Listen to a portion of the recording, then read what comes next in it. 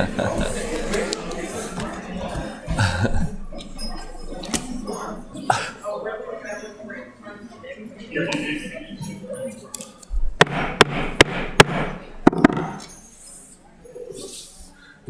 regular meeting of the Annapolis City Council on Monday, December 11th, 2023 will be called to order at 7 o'clock. At this time, please join us for the invocation given by Alderman Arnett, followed by the Pledge of Allegiance. Thank you, Mr. Mayor. In this time of strife around the world and around our country, I think it's a time to have a moment of silence and be thankful that we live in nice, peaceful, quiet Annapolis, and we have an audience filled with holiday dress spirit. So I would just ask for a moment of silence and deep breath before we take on the work of the people.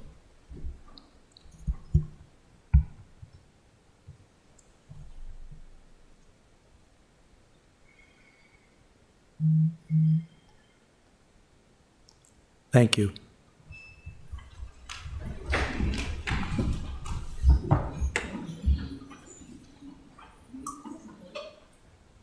Pledge allegiance to the flag of the United States of America and to the republic for which it stands, one nation, under God, indivisible, with liberty and justice for all.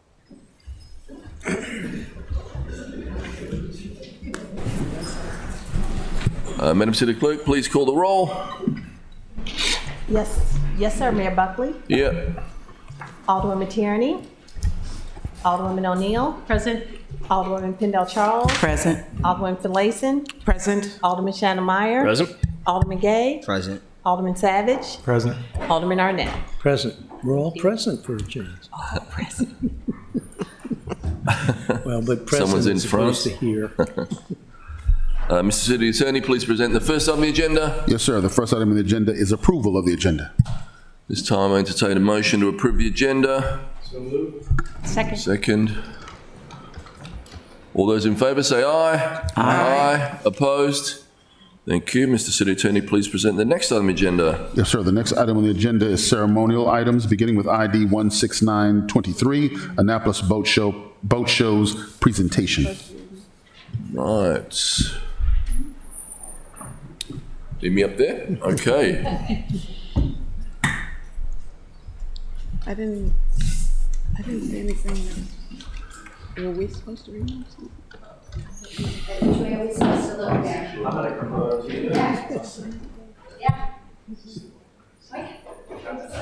Well, Where's our microphone? You'll be right here. It wasn't. this way? And you can look at the audience. And Chris is here. Wait. Thank you.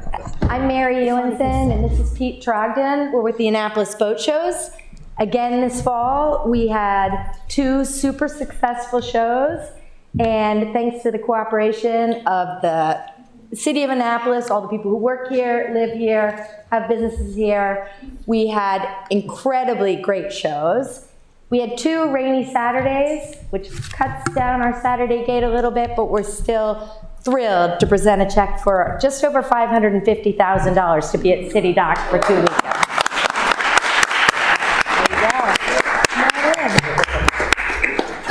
There you go.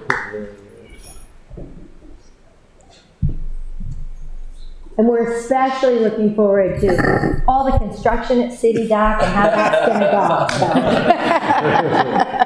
After the boat show, we'll talk about it. I know, you're going to get it done. Right. It's been a great process, and we're enjoying working with the city, and we know it's going to be a good space for all of us. Yes, and we're not going to flood anymore. That's what's going to We're not going to have any more floods, or rain, in fact. Right. No rain. That's it, yeah. All right. Jody, I can just put this in my pocket, right? I would just hand it right to Jody right now. There we go. Thank you.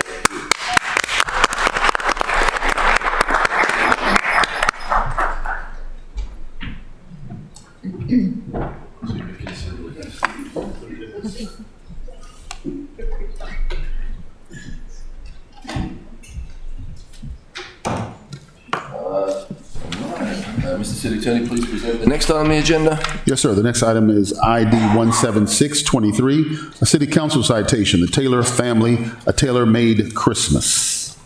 Great.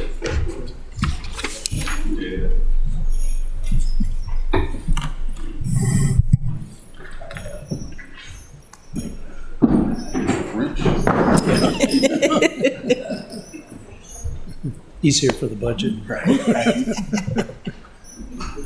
He's a leader.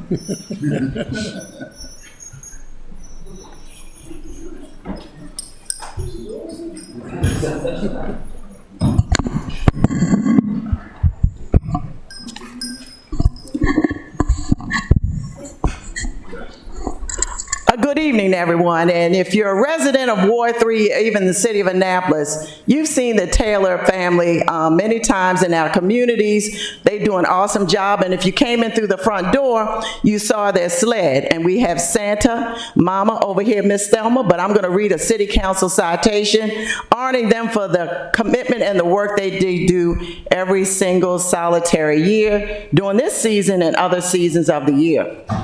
City of Annapolis City Council citation on behalf of the residents of the City of Annapolis. We are pleased to confer upon you the City Council citation in recognition of your work in spreading Christmas cheer and gifts to residents in Annapolis. As Annapolitans for more than a century, the Noah Taylor family has been spreading great joy with a tailor-made Christmas for more than 15 years. Led by matriarch Santa Thelma and Christmas characters including Veronica, Shelley, Tyrone, Simone, Maurice, and Mark Taylor, they travel throughout Annapolis in Santa's sleigh, the golf cart, right outside the door, to Parole, Annapolis Gardens, Admiral Oaks, Bywater, Robinwood, Blum Senior High Rise, Annapolis Senior Center, Harbor House, and unhoused residents. Even though Dad William is now deceased and some of the elves have retired, the team provides backpacks, hot soup and stew, quilts, toiletries, and other personal items. TaylorMade does not accept any donations. Every season is a season of giving. They are truly the reason for every season. Presented to the Taylor family, a tailor-made Christmas given under our hands in the Great Seal of the City of Annapolis this 11th day of December 2023 by our mayor and the entire members of our city council. Congratulations for everything. God bless you all.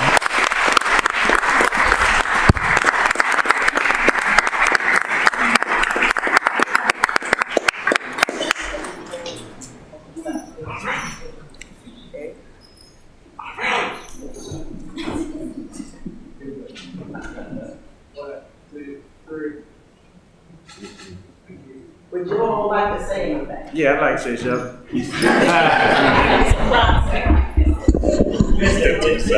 Ho, ho, ho. How everybody doing? I am the second generation Santa. My grandmother started this tailor-made Santa run. She said, what was it? 1984. So that's when I was born. So she started when I was born. So we've really been doing this for almost 40 years. It started with her, and I probably took over somewhere maybe around about 2006, 2007 sometime. So, yeah, that's all I wanted to say. She the originator.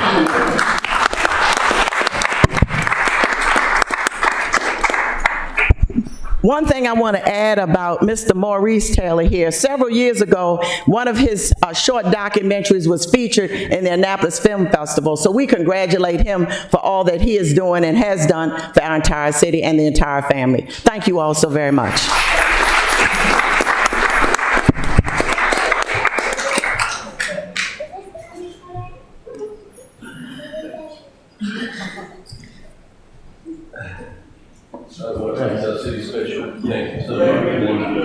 You all can go around the side.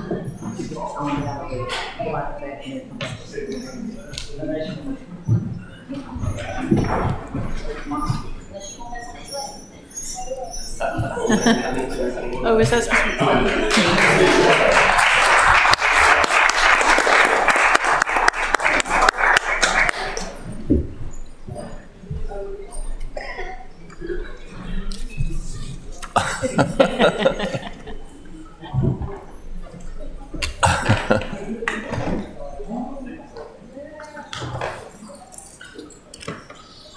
Okay, Mr. City Attorney, please present the next item on the agenda. Yes, sir. The next item is ID 17723, City Council citation, Ward 3 resident turning 100 years of age, Mrs. Annabelle Turner Herbert. You have the citations, great. Why don't you reel it?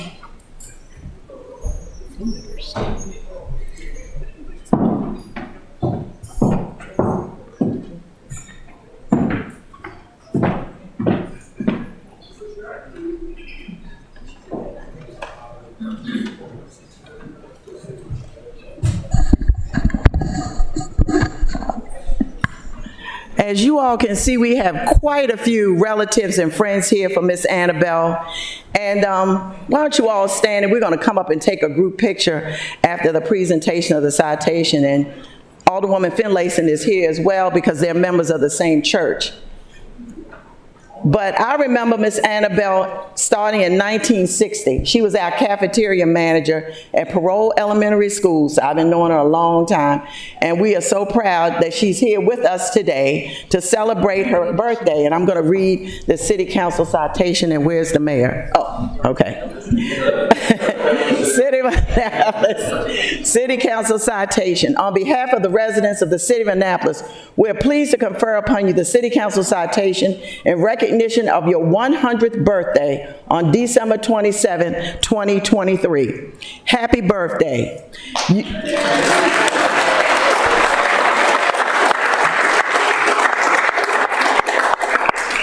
You have been a resident of the City of Annapolis your entire life. Born and raised and educated in Eastport, you married parole resident Mr. Eugene Herbert. You then moved to Parole, where you currently reside. With your husband, now deceased, you raised 4 children, Kirsten, Peyton, Queenie, and Rondell. You were employed for 30 years at the Parole Elementary School as the cafeteria manager, where you very adequately trained your successor prior to your retirement. You took your position at Parole extremely seriously. For example, back in the day, lunch was 32 cents. 30 cents for lunch and 2 cents for milk. You always made students purchase and drink their milk. No lactose intolerant students, no excuses. I remember it well. You are a life member of Mount Zion United Methodist Church in Eastport. We congratulate and salute you for a long life with a total devotion and love for your family and community and to God. Presented to Miss Annabelle Turner Herbert, given on our hands and the great seal of the City of Annapolis this 11th day of December 2023.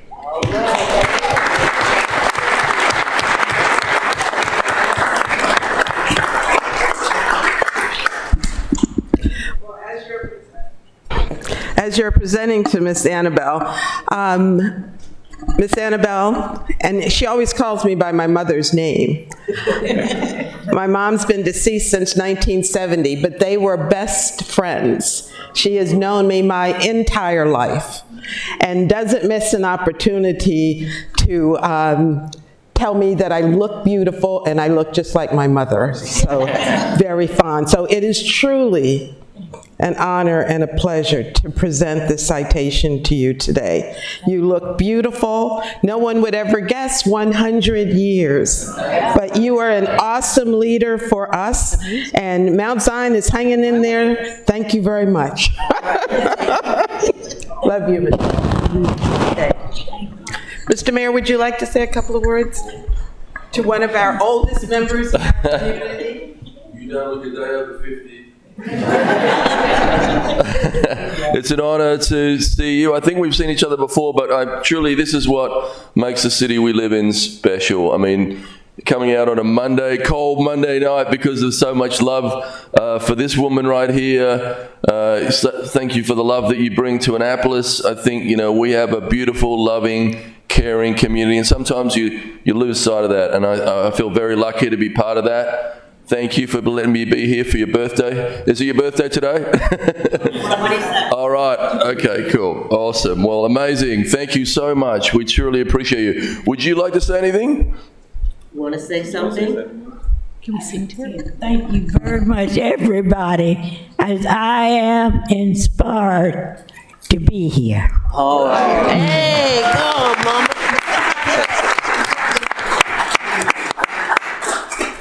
We're going to have everyone who's here on for Miss Annabelle, her family, and her friends to come up. We're going to take a nice group photo.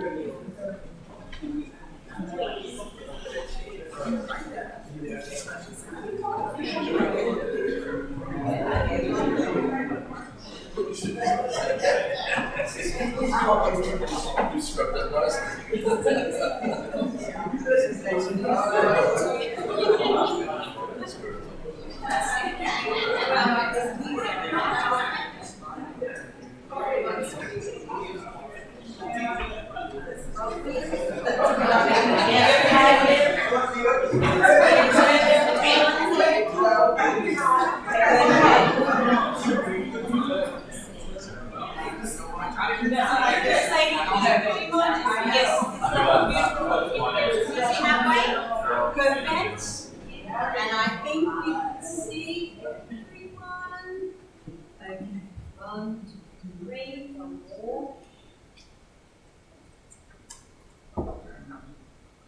Thank you,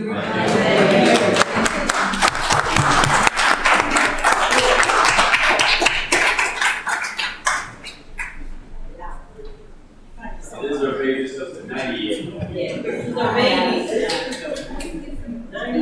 thought you were going to sing to her. Jack style. 91.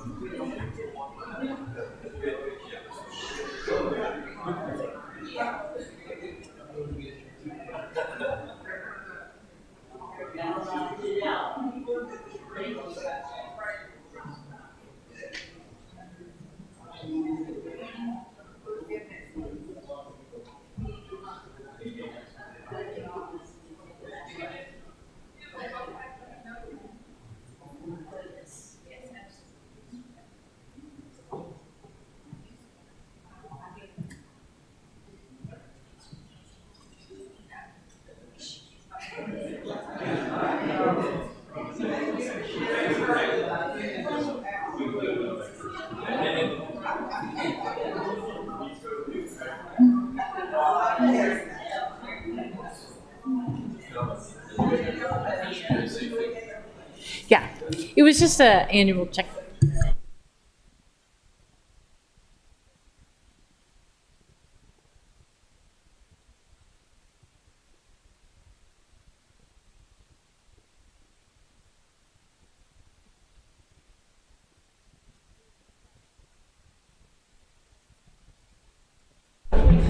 Mr. Mayor, I want to just make one announcement. Santa had left some gifts for everyone here that I will give out after the meeting.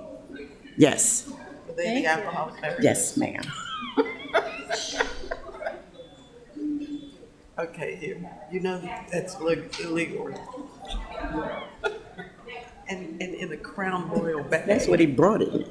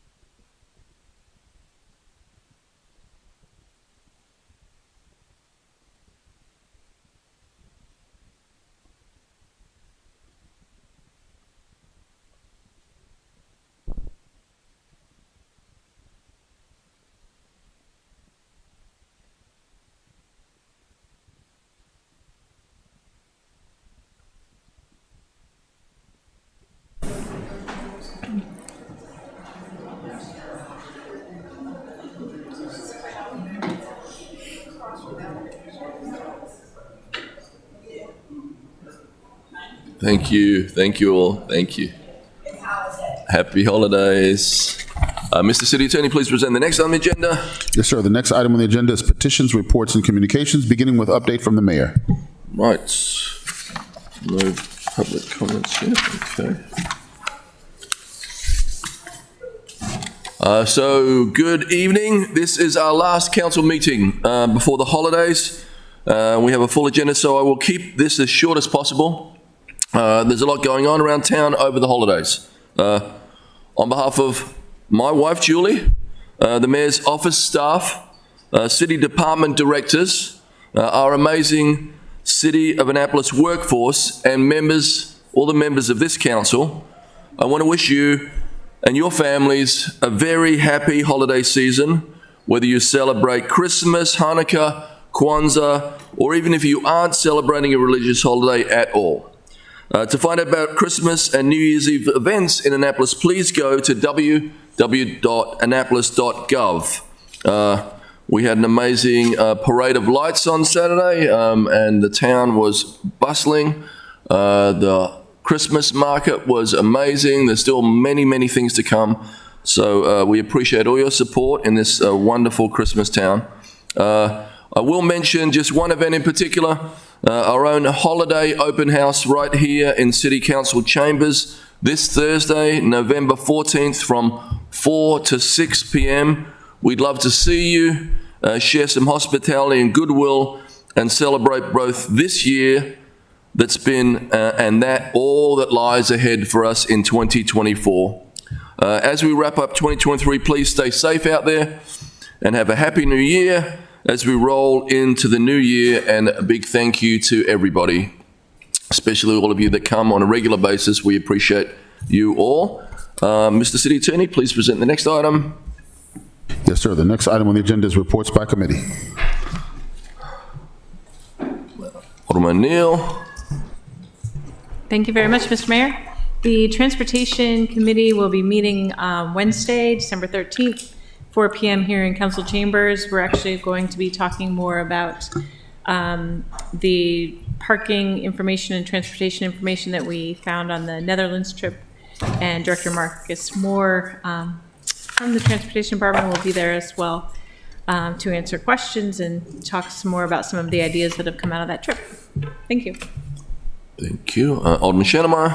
Thank you, Mr. Mayor. Economic Matters met on December 6th here in the chambers. One of the things that we discussed was the update on the budget amendment Alderman Gay championed and that we all passed for Black entrepreneur startup funding. We're going over some of the things necessary for a potential study to show proof of need and timelines and general updates on it. Thank you. Alderman Savage. Thank you, Mr. Mayor. At the last Environmental Matters Committee meeting, we ended up postponing action on O2823. It is on the agenda tonight. It's the city noise prohibitions and enforcement. I'll be asking for a postponement at that time, but we postponed it because we're just asking for additional information from the city manager's office on enforcement and implementation. So hopefully we'll get that taken care of at our next meeting. We don't have a meeting scheduled yet for December. Unfortunately, it would be the week between Christmas and New Year's, so I don't know if I want to be a Grinch and schedule it for that week. So may need to wait until January. So there's no real rush, but hopefully you'll give us some more time tonight. That's all the update I have, Mr. Mayor. Thank you. Thank you. Alderwoman Finlayson. Thank you, Mr. Mayor. The Rules and City Government Committee met on December 1st. We addressed the 5 different appointments and reappointments that are on the agenda for this evening. We gave a favorable recommendation for all of those. We addressed O35, which is the Civil Service Board duties. We gave it a favorable recommendation. And lastly, we heard from the last of the 10 Adopt a Community grant recipients. At our November meeting, we heard from the 9 nonprofits who had received grants and had an update on how they had been working in our communities. And so the last organization, OLA, presented at the Rules Committee and gave us their wonderful presentation. We were joined by Ms. Lee, who is our social worker, and our assistant city manager in those presentations. Our next meeting will be held on Friday, January 5th, here in Council Chambers at 1 o'clock. And Mr. Mayor, if I might give the report for the Finance Committee also. Alderwoman Tierney's not with us this evening. The Finance Committee met on December 6th. We addressed 4 different grant proposals. One for the Annapolis Police Department, the BJA Bureau of Justice Assistance Grant, which we gave a favorable recommendation to. The APD Maryland Governor's Office Grant, another favorable recommendation. The grant going into planning and zoning from the State of Maryland Historic District, favorable recommendation. And the grant for the Harbor Master from the State of Maryland Department of Natural Resources. So of course we accepted gleefully all of those grants coming to us from the state. We also gave a favorable recommendation to the Affordable Housing Trust Fund proposal, as well as the Capital Reserve Balance Fund, which was in our Public Works Department. And I probably got that title somewhat messed up. But anyway, it received a favorable recommendation. We heard from the police department on their forfeiture asset and seizure fund. We gave it a favorable recommendation. Our fee waiver finding legislation, we gave a favorable recommendation, as well as the Finance Committee update from Ms. Dickinson. And of course, we gave her a favorable recommendation for giving us a wonderful report. So thank you. The next meeting will be on Wednesday, December 20th, 10:30 a.m. here in Council Chambers. Thank you. Thank you. Alderman Purnell. Giles? Thank you, Mr. Mayor. Please indulge me for only 7 minutes. Thank you. Ain't nothing gonna happen. This was one of the comments, along with many other insights taken from blind surveys collected from our mayor's Summer 23 pop-up resource fairs. These resource fairs were held all over our city and hosted by our No Harm VIP division, headed up by Mr. Aditole Ajayi. And strategic partners in this effort included our Office of Community Services and our Recreation and Parks Department. A whole host of questions were posed to our residents. They were asked about our city, how they see our city, what can our city do better, what community resources are available, how can these social services be accessed, etc., which of course included public safety. As your council's public safety chair, I piggybacked on our mayor's office's efforts. I worked in tandem with them to collect from our residents at these events independent, public safety-focused information, suggestions, comments, concerns, challenges, insights, perceptions, notations, visions, etc. These were titled Public Safety Listening Sessions plus 2 Public Safety Public Hearings. A total of 15 citywide events were held from July and even up until October. And as a result, a total of 272 responses were collected from a wide range of residents who live all over our city. Also, several responses came from my fellow council members who relayed to me what they had heard and listened to. And all of these responses came from a wide swath of ages, genders, communities, economic, educational, criminal backgrounds, etc. But for me, ain't nothing gonna happen was the most profound resident response of all. In 2022, our city recorded 1 homicide, and that was in January.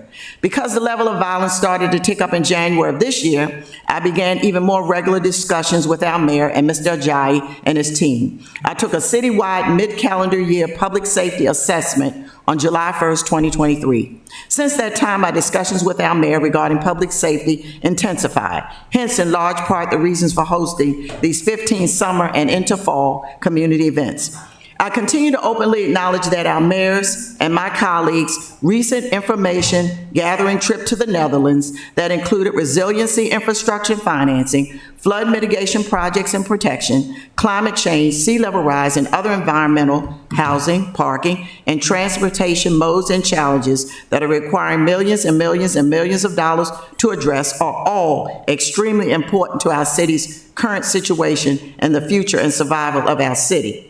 Nevertheless, as your council public safety chair, I likewise emphasize and recognize that these day-to-day public safety and community and social services challenges are immediate, and they are directly disruptive to the everyday lives 24/7, 366 of all of our residents, citizens, businesses, and visitors. In September, I announced at a council meeting that I would be requesting $1 million to address our public safety needs here in our city, and I have remained true to my word. With that being said, between September and November, I communicated verbally and in writing and discussed all of this with our mayor and some of his team. And as a result, I prepared a city council resolution that breaks down how this $1 million should best be spent. In preparation of this resolution, we have spent well over 200 hours in consultation with our Office of Emergency Management, our police department, and our mayor's office's No Harm VIP division.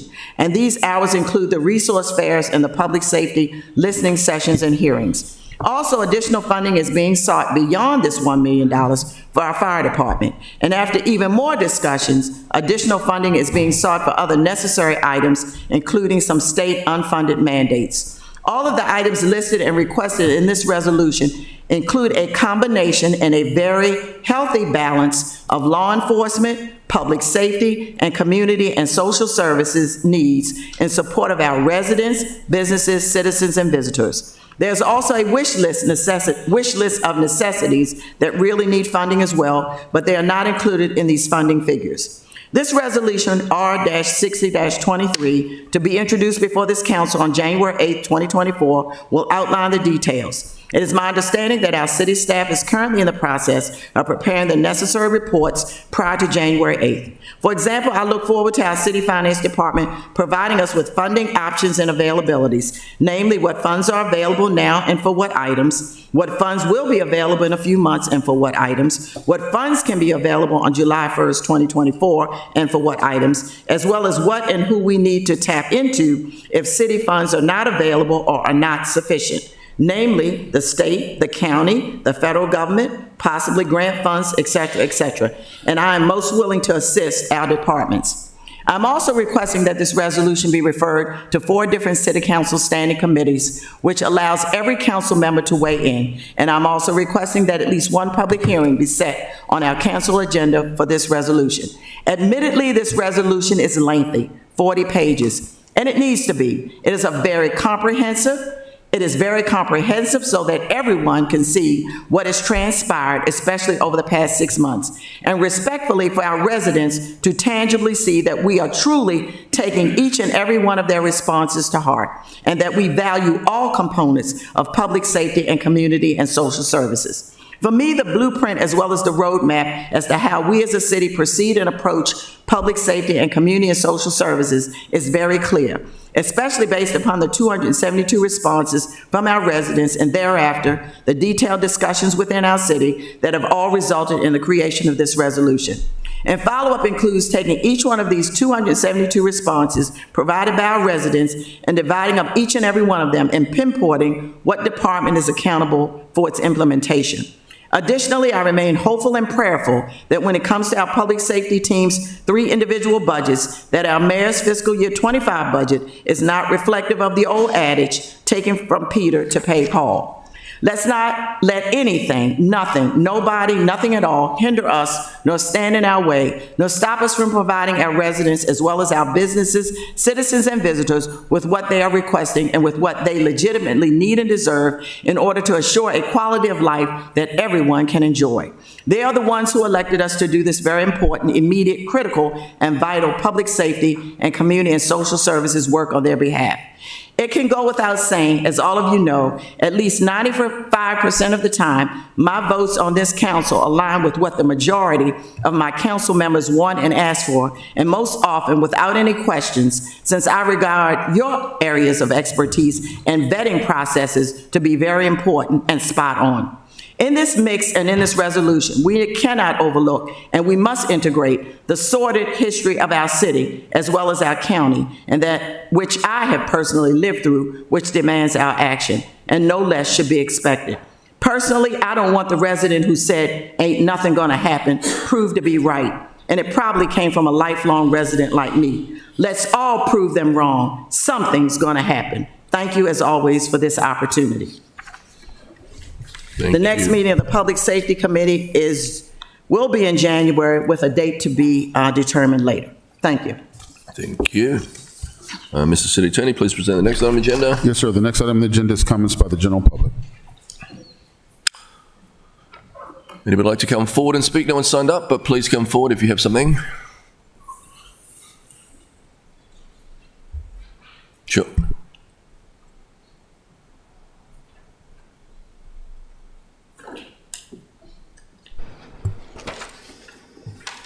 Good evening, Council. George Gallagher, 1212 Barbud Lane. Tonight I'm here to speak again about the Annapolis Plan 2040. In particular, page 106. So I've got a copy of it right here in my hands.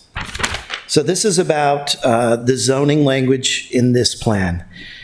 So the recommendation is to increase the allowable housing units density in all residential zones. And it states that low-density suburban homes that are automobile dependent are incompatible with the many goals of this plan. So I think about 37% of this city is single-family homes with gardens in the background, in backyards, with swing sets, trampolines. And what you're saying is that 37% of the residential communities are no longer going to be compatible with the future of this city. I find that to be intolerable. So this plan will radically reshape Annapolis with incremental elimination of single-family homes. This plan is effectively a social engineering tactic called incrementalism. In other words, boil the frog slowly. Annapolitans do not want high-density urbanization plan being imposed on our communities by outside forces like Smart Cities Connect and Stantec, which is a global firm associated with the World Economic Forum. People live in Annapolis to be away from urban misery like big cities like Baltimore. What's silent in this plan is the elephant in the room, and that's our enormous city budget. In the past 6 years, this city has had a budget increase of 73%. We have a crushing budget of $183 million. You've raised property taxes 4 times. I just got my property tax bill and my water bill. It went up a heck of a lot. You've raised some fees as high as 500%. The city of Annapolis doesn't have the tax base to support this out-of-control spending. But what it seems like, instead of right-sizing the city, you've come up with a way to, under the guise of affordable housing or protecting the environment, to increase density so that you can increase your tax base, so that you can continue to grow this leviathan called City Hall. This city government the spending is way out of control. The average city in Maryland spends about $2,400 per resident. We spend $4,575 per resident. It's insane how much we spend in this city. Our budget's way out of control. So if you want affordable housing in this city, you don't do it by imposing high-density urbanization in this city. You do what a friend of mine gave me this bumper sticker here. You know what affordable housing is? How you get it? It requires affordable taxes. Stop raising taxes. Stop raising fees and fines. Find a way to cut the city bureaucracy. Take the tax burden off of the residents of Annapolis. That way you'll make it affordable. You're taxing people who are on fixed incomes and working class people out of the city. You're hollowing the city out.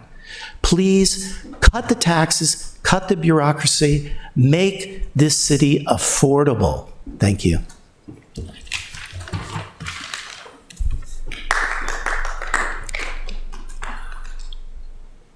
Please come forward. Thank you.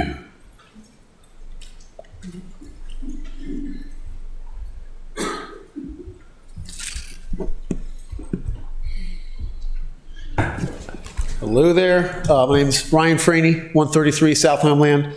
I watched the meeting that you had on the Netherlands trip, and aside from Bruges, Belgium, that city was not bombed by the Germans because of the architecture. It was so amazing.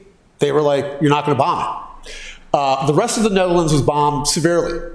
So a lot of the areas that you showed were areas that were rebuilt in the 50s. Not 500 years ago, okay?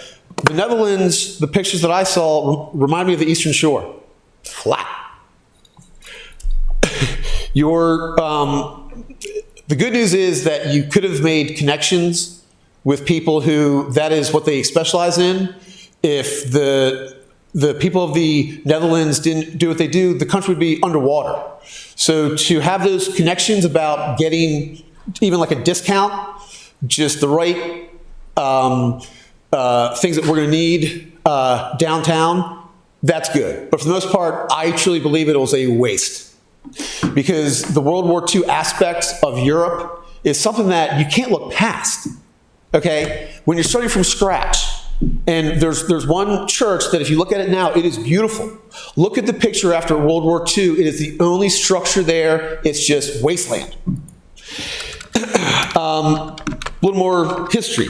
Mayor Chambers, the man whose name this room is named for, he was only mayor from April 12th, 1981 to June 7th, 1981.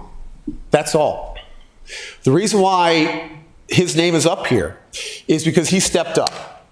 He stepped up because a Mayor John Apostle, who started his first term with a big budget, he resigned 2 or 3 months before the end of his term.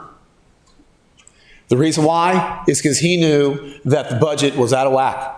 So council member, Gustav Ackerland, became the mayor, and he killed himself in this room. He was so stressed out about the budget that he killed himself. So that's where the Mayor Chambers, he stepped up. And that's why he basically took the reins, got everything back in charge, and redirected the city after the tragedy. But if you look at the articles from the Washington Post from 1981, you'll see that everyone was basically blaming John Apostle for the stress that was created. So we've been there before, where a mayor just went hog wild. All right.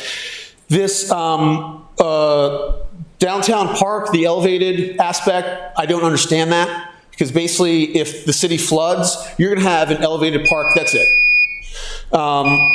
That's all I got to say for now. My time's out. But another thing is the exploitation of Ward 3 that I will send information to you, ma'am, and it stems from a fundraiser in the In-Home Stone contractor yard on October 15th, 21.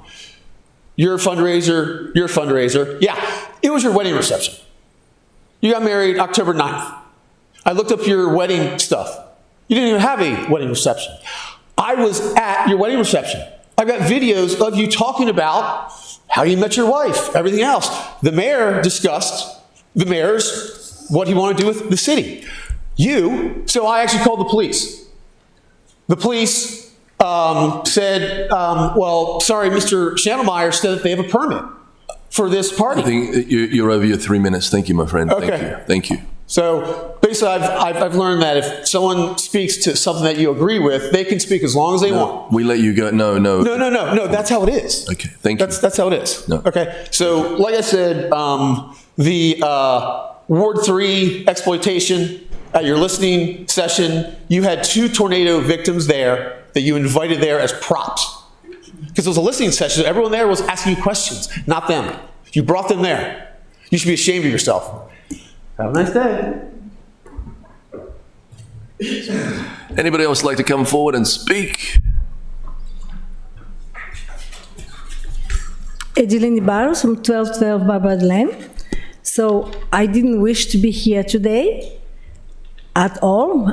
Christmas time coming, kids around have a lot of things to do. I have to let my kid waiting for me.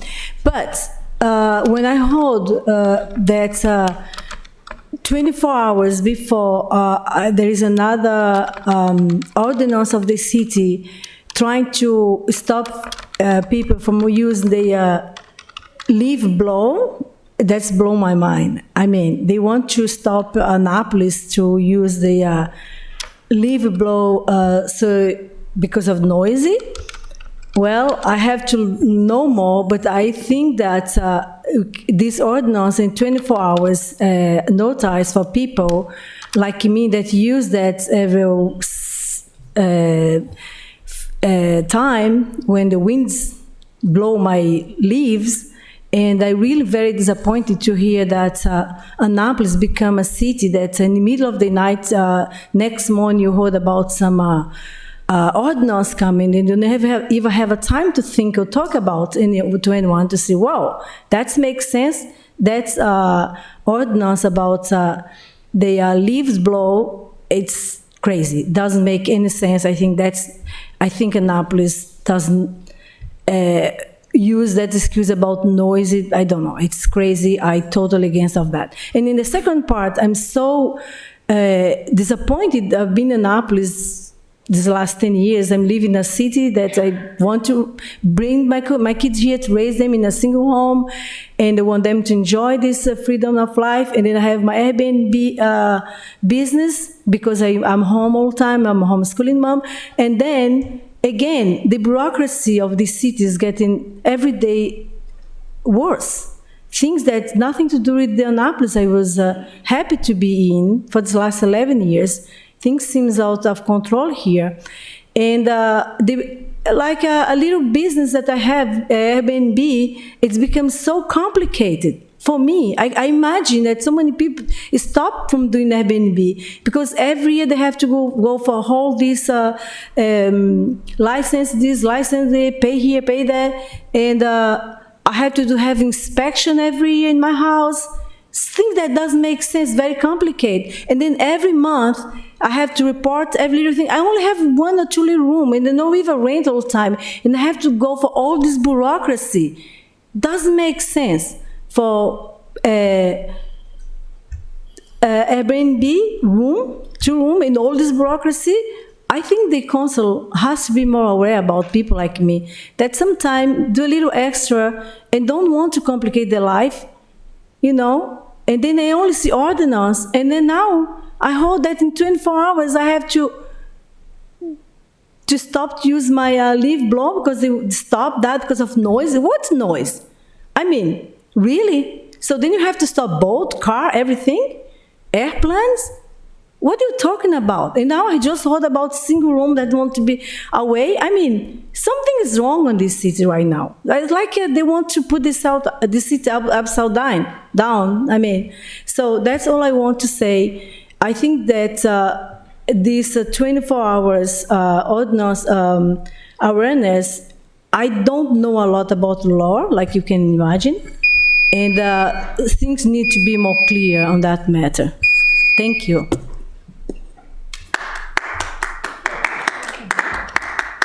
Anybody else like to come forward?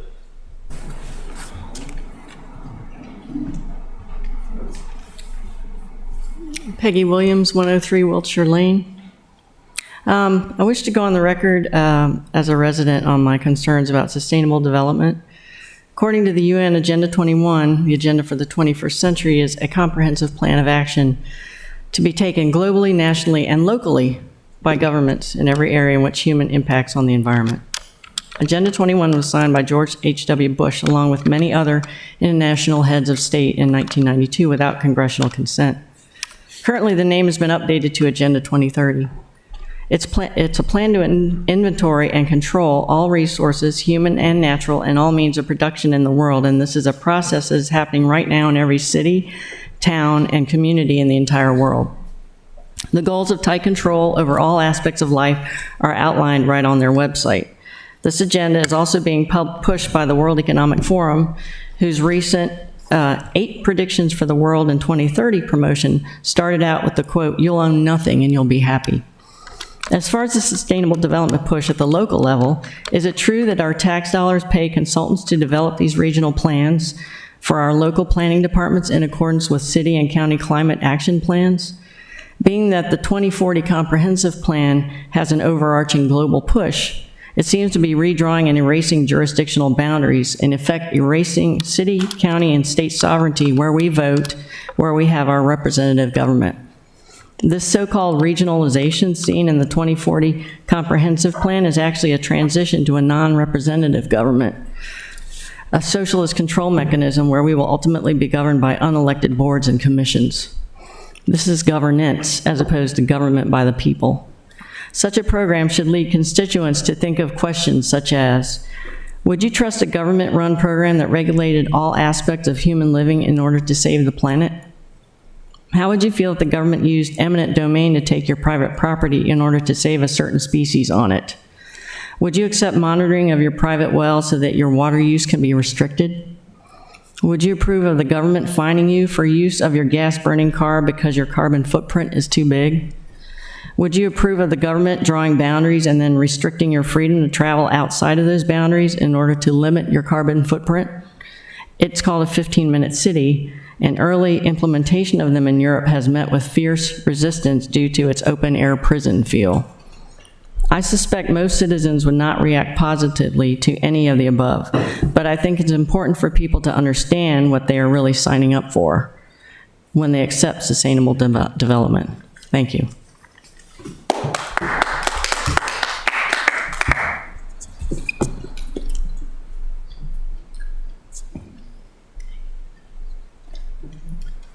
Hello, and thank you, Mayor and the City Council.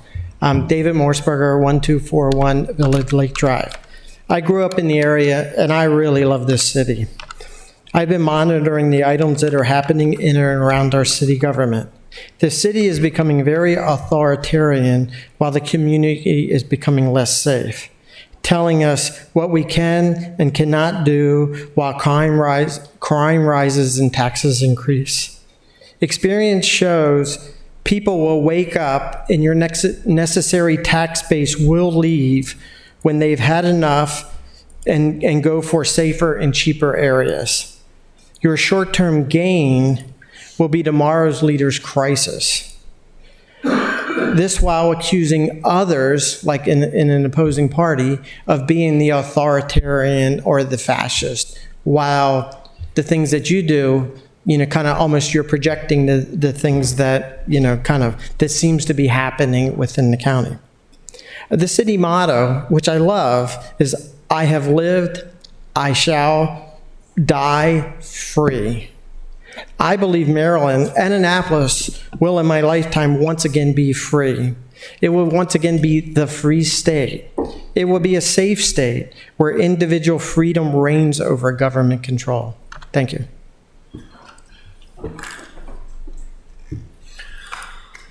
Anybody else like to come forward and speak? Yes. Hello, I'm Brian Toronto of Bayview, 1194 Bayview. I was looking to speak on more or less of a general principle in governance, something that's kind of been brought to the attention, I think, of many people in the past several years, this whole Great Reset. I'm not sure who knows what that means and who doesn't. So that was one of the reasons I'm coming here tonight, was to share, to try to figure out.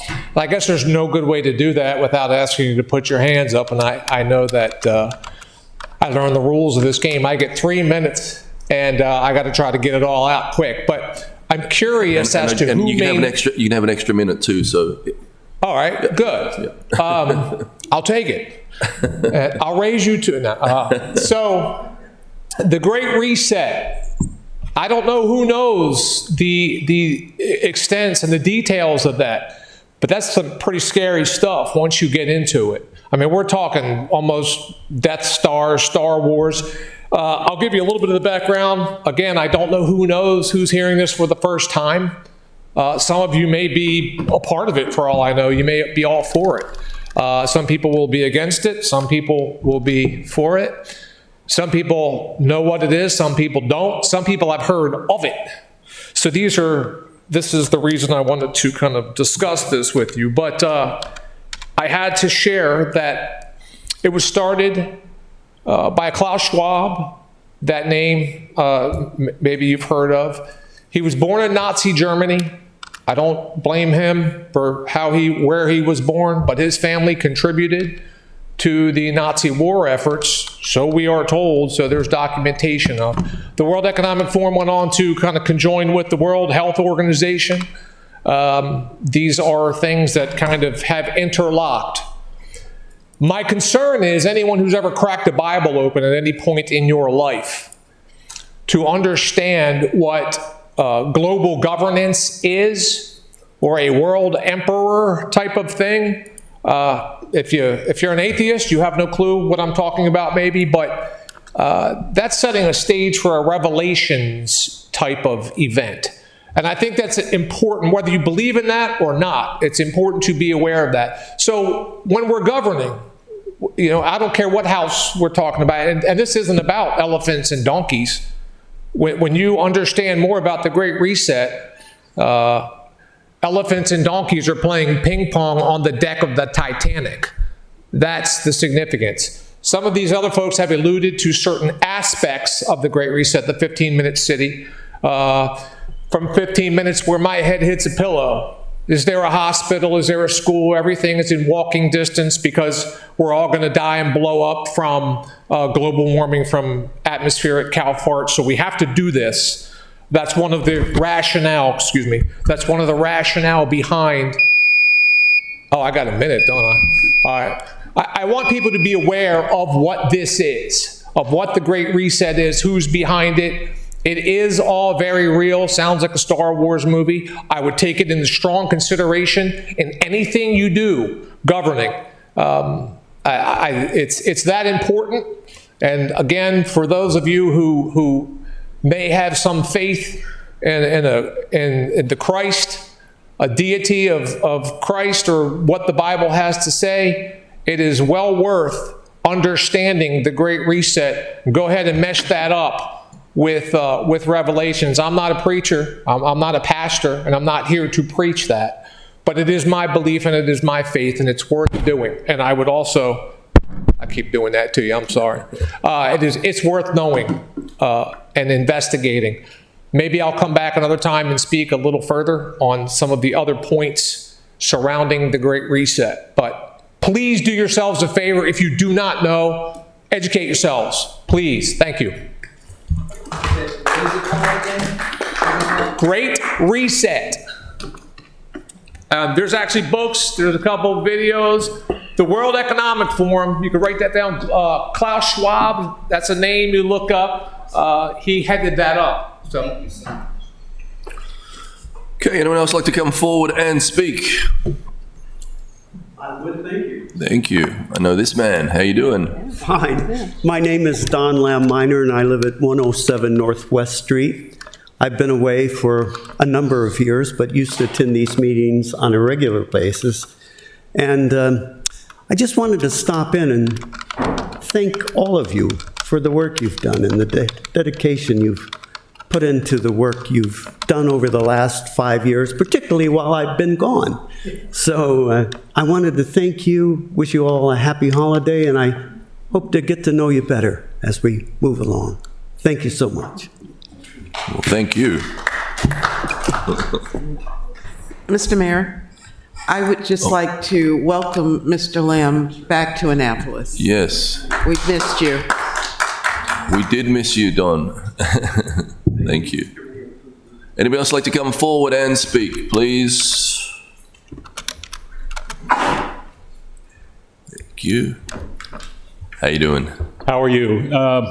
First time I've been here to do this, so I don't know if there's any procedure to it, but thank you all for what you're doing to protect If you this just great give us a city we have. full name and address, just for the record. Sure. Thank you so much. Carol Warfield, 2904 South Haven Drive, Annapolis. Thank you. Thank you. So first, thank you for what you're doing to take care of this great historic city.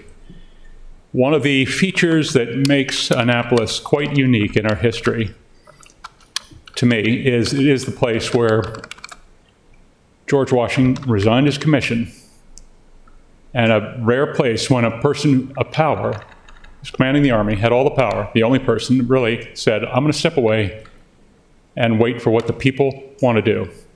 So I'm hoping that you in the positions of power here, I know you're doing the same thing. What are the people doing?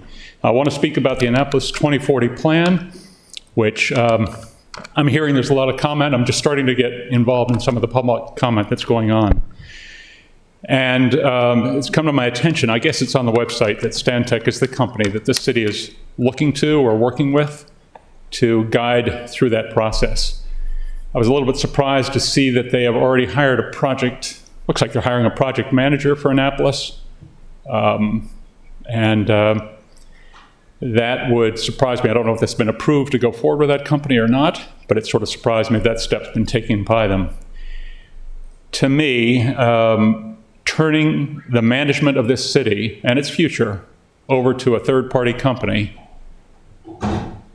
and becoming just part of another, corporate city that they're going to do, that a project manager is going to run our city through, will remove the citizens from really having a strong say every year in what's going to go on. Because I think once we're committed to a corporate plan that Stantec wants to do, this $5 billion company, the local citizens will lose their ability to really dictate every year, what is the city doing?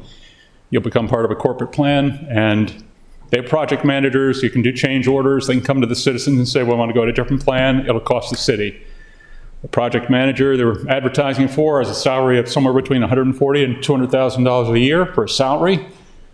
By the time they add benefits and charge the city for whatever that's going to be, it's going to be expensive for Annapolis. So I just really, I'm not for this plan. I think it removes the city from control of it, of their destiny, and just want to share that with the committee.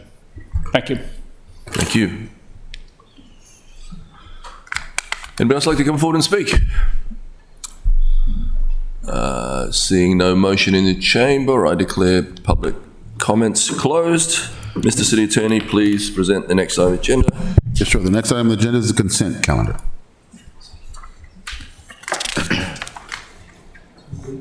Mr. Mayor, if I could. Motion, yeah, sir. Just before we approve the consent calendar, I am pleased with SA 1624, which is giving an extra $12,000 to our rental assistance program. So thank you for whoever caught that. I appreciate it very much. Did we get a first and a second there, sorry? So moved. Second. Mr. Mayor, I'd like to request that we remove the annual report on the City of Annapolis from the Department of Planning, the Maryland State Department of Planning, to remove it from the consent calendar. Okay. Move to the back. Thank you. Roll call. Yeah. All right, all those in favor say aye. Aye. Aye. Opposed? Thank you. Mr. City Attorney, please present the next on the agenda. Yes, sir. The next item on the agenda is business and miscellaneous, and you have several appointments. Appointments AP 3523, Joan Brady, Arts and Public Places. AP 3623, reappointment, Mr. Michael Walsh, Board of Appeals. AP 3723, reappointment, Mr. Robert Gallagher, Board of Appeals. AP 3923, appointment, Mr. Christopher Sheehan, Alcoholic Beverage Control Board. And AP 4023, appointment, Mr. Ryan Webb, Building Board of Appeals. Mr. Mayor, I make a motion that we carry our appointments as one instead of individually. Otherwise, we'd have to vote on them singularly, correct? Yep. We can all vote them at one time? Yes, you can vote them on one time or singly, however you want to do it. Okay, got a second on that. Thank you. All those in favor say aye. Aye. Aye. Opposed? Thank you to everyone who stepped forward for that. We truly appreciate you. We do have an ID thing. Mr. City Attorney, please present the next item on the agenda. Yes, the next item on the agenda is annual reports, ID 17023, Maryland Department of Planning Annual Report 2022 for the City of Annapolis and the Annapolis Planning Commission's approval of the report. Mr. Mayor, if I might, I requested that our planning director, Mr. Jakubiak, come and speak to us about this annual report. I don't want him to go into a lot of detail, but I think the community deserves to know the function of this annual report. So could we call... Please come forward. Good evening, everybody. Every day something happens that confirms how lucky I am to be here and how much I appreciate it. So I wanted to thank you very much. And tonight's original part of the agenda, the first part of the agenda, really confirmed that. It was very special to be here and hear this warm compassion and love in this room tonight. So thank you. The annual report is something that the state of Maryland requires of every municipality to produce. The planning commission of every town that does zoning, that has zoning authority, produces an annual report. Many jurisdictions across the state don't comply with the state mandate. And so the state has, over time, amended its requirement so that it's boiled down to this bureaucratic form that you've seen as part of your agenda, which is simply a set of questions and answers. And that is not the annual report in the broad sense of policy and what the Planning Commission is doing that you might expect. but it is something that satisfies state law. So each year, there will be something like this produced by the Planning Commission. They have the sole responsibility of adopting it. Their job is only to send it to you for your information. You don't have to act to approve it. You certainly can engage with it if you like, but it's just a ministerial task that planning commissions in Maryland do. The other requirement of it is to make it available to the state of Maryland. And as you can see, if you read that annual report, it's a series of data that allows the state to judge whether it's on track meeting its performance standards, mostly about concentrating development in urban areas that are already provided with municipal services. So that's what that annual report does. In the future, I'd like to deliver to the mayor and council a broader statement of annual report, something that expresses what we are doing as a planning commission and the staff of the Department of Planning, what your priorities are, and how the commissions, the bodies that do planning and zoning are working towards it. This document is not that, but it does satisfy state law, except that it's a little late. It should have been done by July 1st. Thank you. Is that good? Yeah, thank you. Appreciate that. Thank you so much. Thank you, Alderman Finlayson, for doing that. Mr. City Attorney, please present the next item on the agenda. Yes, sir. The next item on the agenda is SA 1624, which was removed from the consent calendar. Affirmative Housing Trust Fund, Planning and Zoning, FY23 Affordable Housing Trust Fund excess revenue. You got a motion on that? We need to move that? Yeah. I didn't was saying I was removing that at all. I was saying I was thankful that they added. Yeah. Okay. No, yeah. My mistake. No, you're okay. Thank you. Next item. So was it approved as part? It was approved as part of the consent calendar. We misheard him. We don't have to make it. No. The next item on the agenda is supplemental appropriations 50,000 above, beginning with SA 1224, general law reserve for one-time uses, contractual services. Is there a motion to approve SA 1224? So moved. Alderman Savage. I'd like to make a motion to postpone SA 1224 until the next meeting. Where's SA 1224? Second. Can I explain? Yeah, sure. So this request is basically because I'm looking for some additional information. There are 3 different expenses grouped into this supplemental appropriation. There's an expense related to surveying costs. There's an expense related to union negotiations, and then another dealing with contractual services account for legislative services. So first of all, I think it'd be good to separate those out into separate appropriations so we can discuss them. And the second reason is I'd like to have more supporting information on each of those items in the record. Okay. So this would give us some time to get that together. Alderman O'Neill. Thank you very much, Mr. Mayor. At the Finance Committee meeting, we actually received a copy of it all broken out. Is it possible for the rest of the council to get a copy of that? Or mine has notes all over it, so otherwise I would. Director Dickinson. But your notes are good.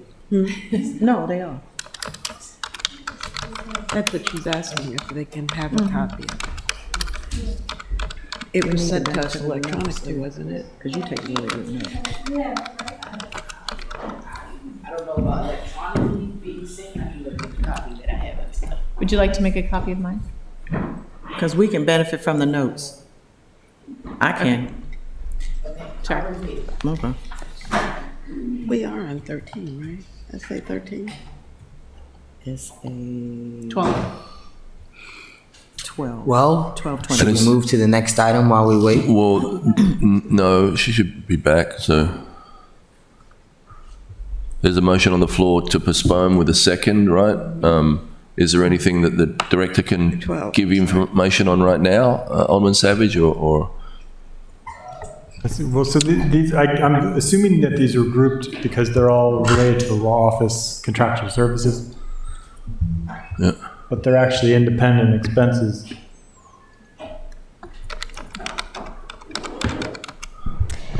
Yes, the reason Jody Dickinson, Finance Director. The reason they're grouped together is because they all are charged to the Legal Services account within the Office of Law. They are requesting additional funding for three purposes. The union negotiations, which you know we've started some initial meetings on those.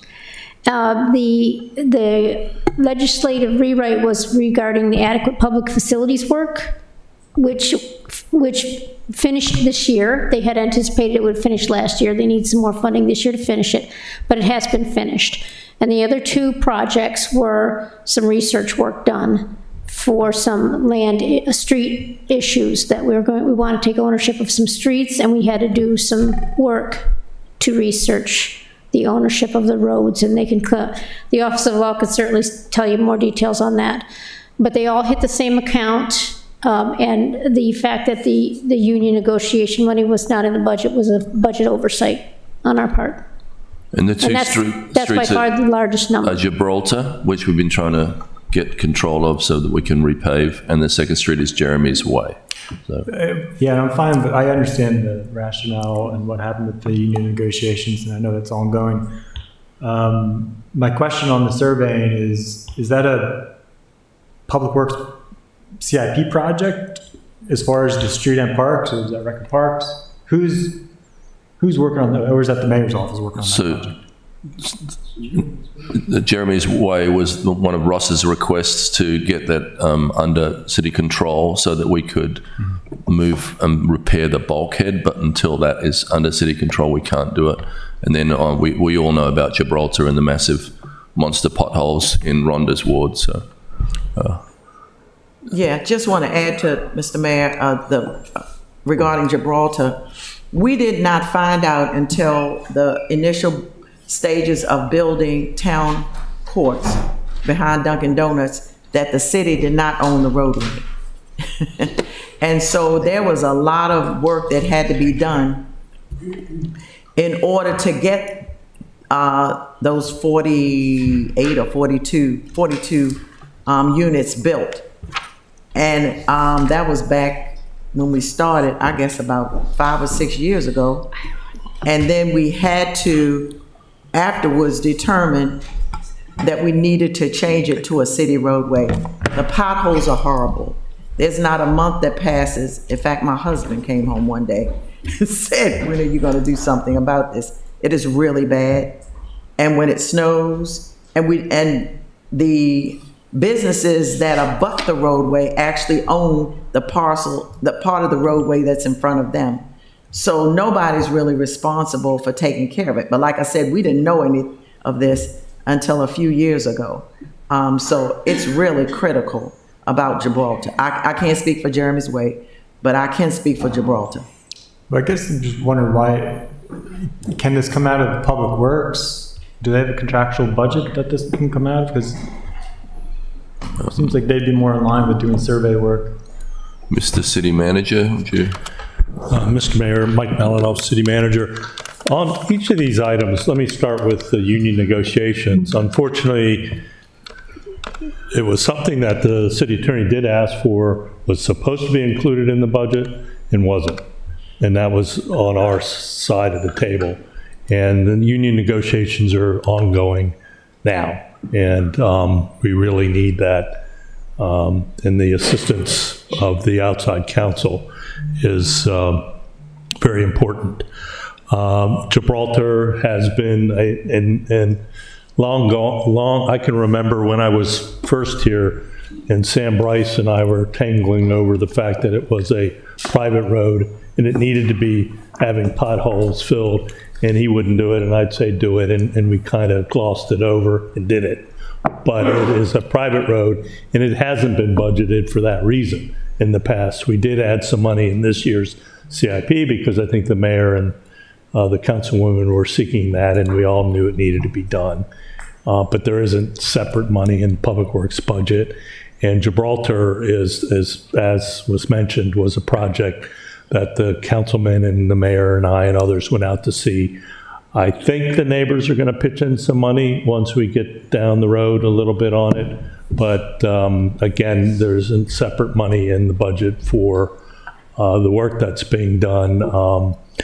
other than the capital component of it. What the city attorney is doing and procuring is the necessary process of doing title work to ascertain who the ownership is, so that then we can get something called a quit claim back from them, and then we own the roads and we can go forward. So I understand what you're saying.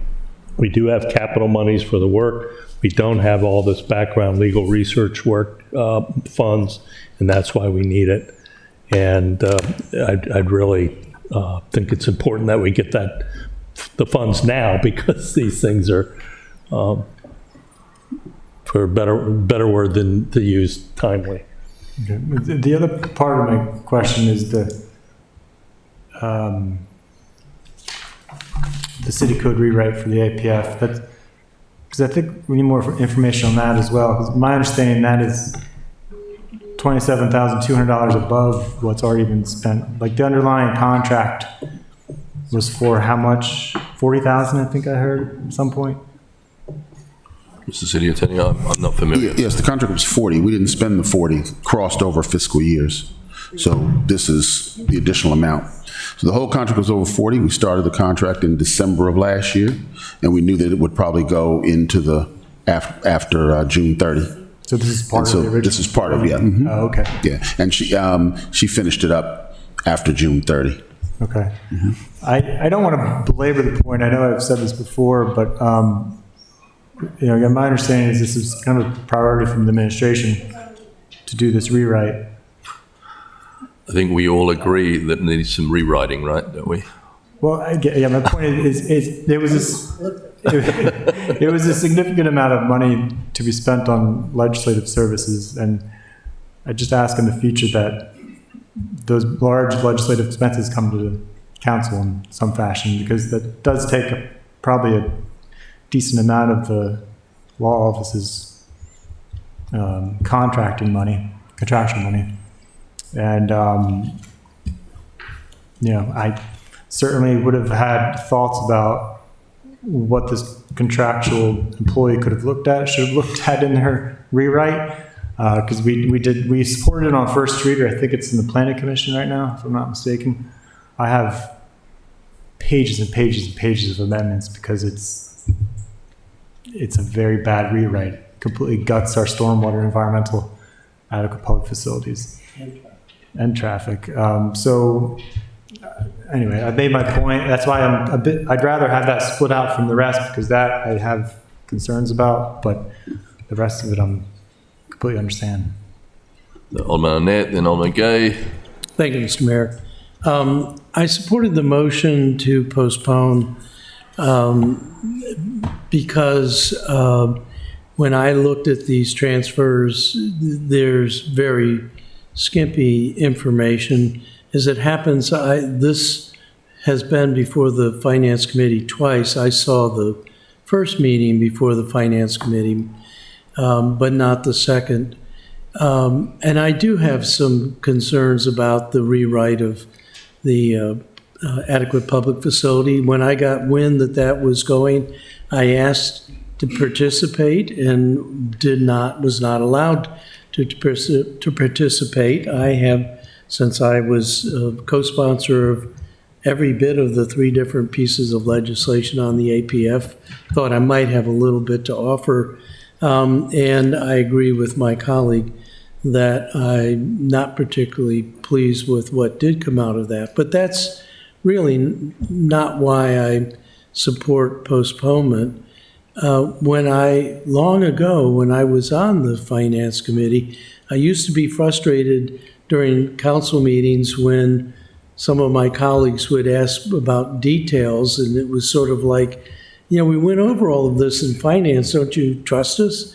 But even this piece of paper we just got now, it doesn't really tell me much. Is Siemens the union negotiator? I don't even know what these things are, and Free State Printing, Free State Reporting. They were probably all discussed in the Finance Committee meeting, but when we're sitting preparing for our votes on these things, and this is one of our principal responsibilities, supposedly the council controls the purse strings, it's hard to know about what you're voting on. So you either say, I know the people on the finance committee, they're good people, and I know they did due diligence, or we need to get more information. And then maybe we don't have to ask questions. I agree with my colleague from Ward 7. I understand why the finance lumped it all in one category because it's all going to one department or one office. But it is very hard to break out the pieces and suppose you like two of the things but have questions about the third. So I guess my appeal is that unless each one of us watch the finance committee to see the detailed discussions, there's nothing in what we're given here that gives you that underlying information. And I know this is, these things are a big burden on the finance department. Half the time the department's rushing in at the last minute.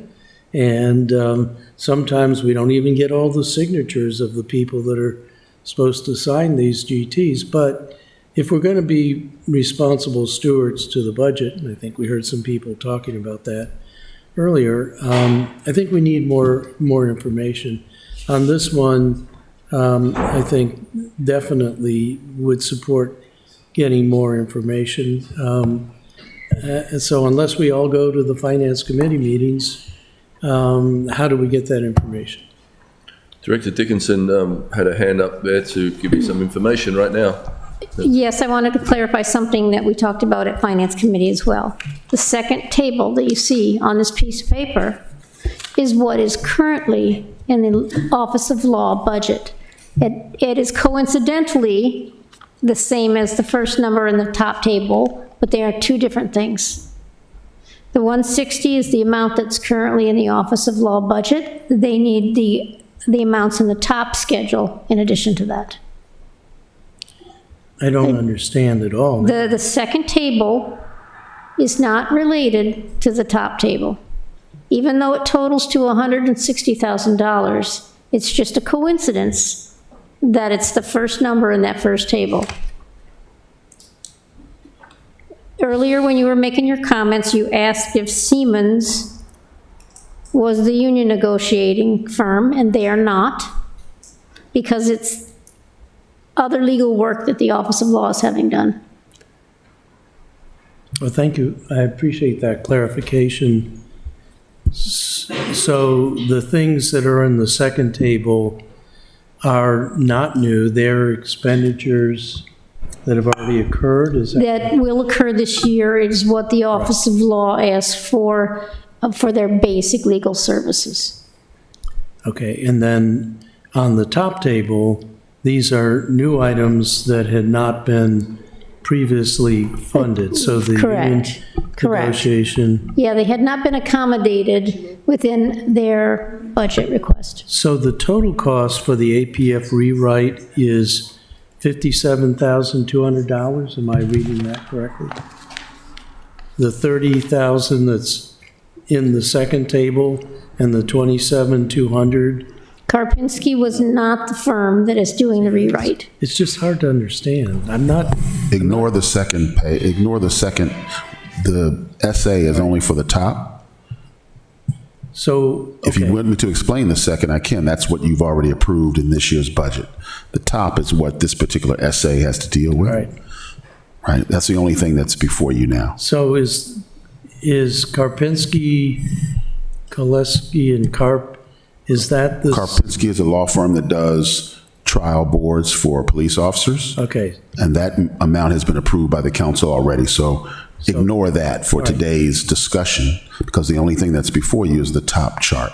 So the rewrite for the APF was $27,000. Correct. That's what's left to be paid. She did all the work. The work crossed over fiscal years. We got an invoice to finish up the work for $27,200. So how much was previously paid? Well, the whole budget was for 40. I don't know what was paid, but she didn't spend more than 40, so probably something less than 18,000. Okay. Yeah. Well, Alderman Gay was next, and Alderman Finlayson. I think the point is You're about to move to call the question. because we've been repeating the same thing. Really quickly, my two questions, very fast. The union negotiations take place every year. Oh, I'm sorry, not every year. Every 4 years, is it? 3 or 4 years? Yeah, it depends. We did it 3 years once, I think. Did we it's 2 do years. it? Okay, so I remember we did it fairly recently. I feel like it was actually doing all the BLM stuff, correct? City manager is saying 2 years since the last negotiation. Yeah. Okay. And it was, and so you just made a mistake and didn't include the $160,000? Oh, okay. May I? Yep, Mr. City Manager. Mayor, Council, Mike Melanoff, City Manager. It was something that was discussed during the budget and unfortunately was not included in the final budget document. We thought it was, and then when we went to go look for it, it was not. So we came back to you for the supplemental appropriation. Awesome, thank you so much. And then obviously the rewrite, my only question there, obviously she has to be paid. I don't remember getting the work. I remember we had one work session where she showed us an outline of what she was going to be working on, and we discussed a few ideas back and forth. If I'm not mistaken, it was in either April or May of last year, and I haven't heard from her since. So what did she complete? I think I was trying to protect her from these guys. Oh, okay. I mean, I'm just saying, it would be nice to know what she worked on for $40,000. $50,000, excuse me. But that's all. I appreciate it. Thank you. Alderman Finlayson. Just to clarify, the second chart doesn't matter. It's the top chart only. 160,000 was supposed to be in the budget. It was an oversight. That doesn't mean that the law department doesn't need those funds. They asked for it, they calculated it out, and they didn't get it. The other two items are already jobs done, and we owe those people, if we haven't already paid them, those funds. So we know we have to deal with negotiations, and you're right, every 2-3 years, depending upon how long the negotiated agreement lasts, we know we have bargaining coming. And we've known this. We talked about it all last year. It's next year, it's next year. But the point is, we need that 199 to cover negotiated agreements or the bargaining and the two contracts that we've already had fulfilled. So I'm not clear on what postponing this will do. Thank you. Okay, so we have a motion to postpone. Just gonna, I think we'll do a roll call, so. Mr. Mayor, there is one blank box, not that it matters, it's just $6,000. Ignore the bottom box. I know, but even if it's already been allocated, it's just a blank box. I asked that question and Ms. Dickinson can answer. Director Dickinson. Ms. Dickinson can answer for you. Yes, 6,000 is just for miscellaneous services unknown at the time.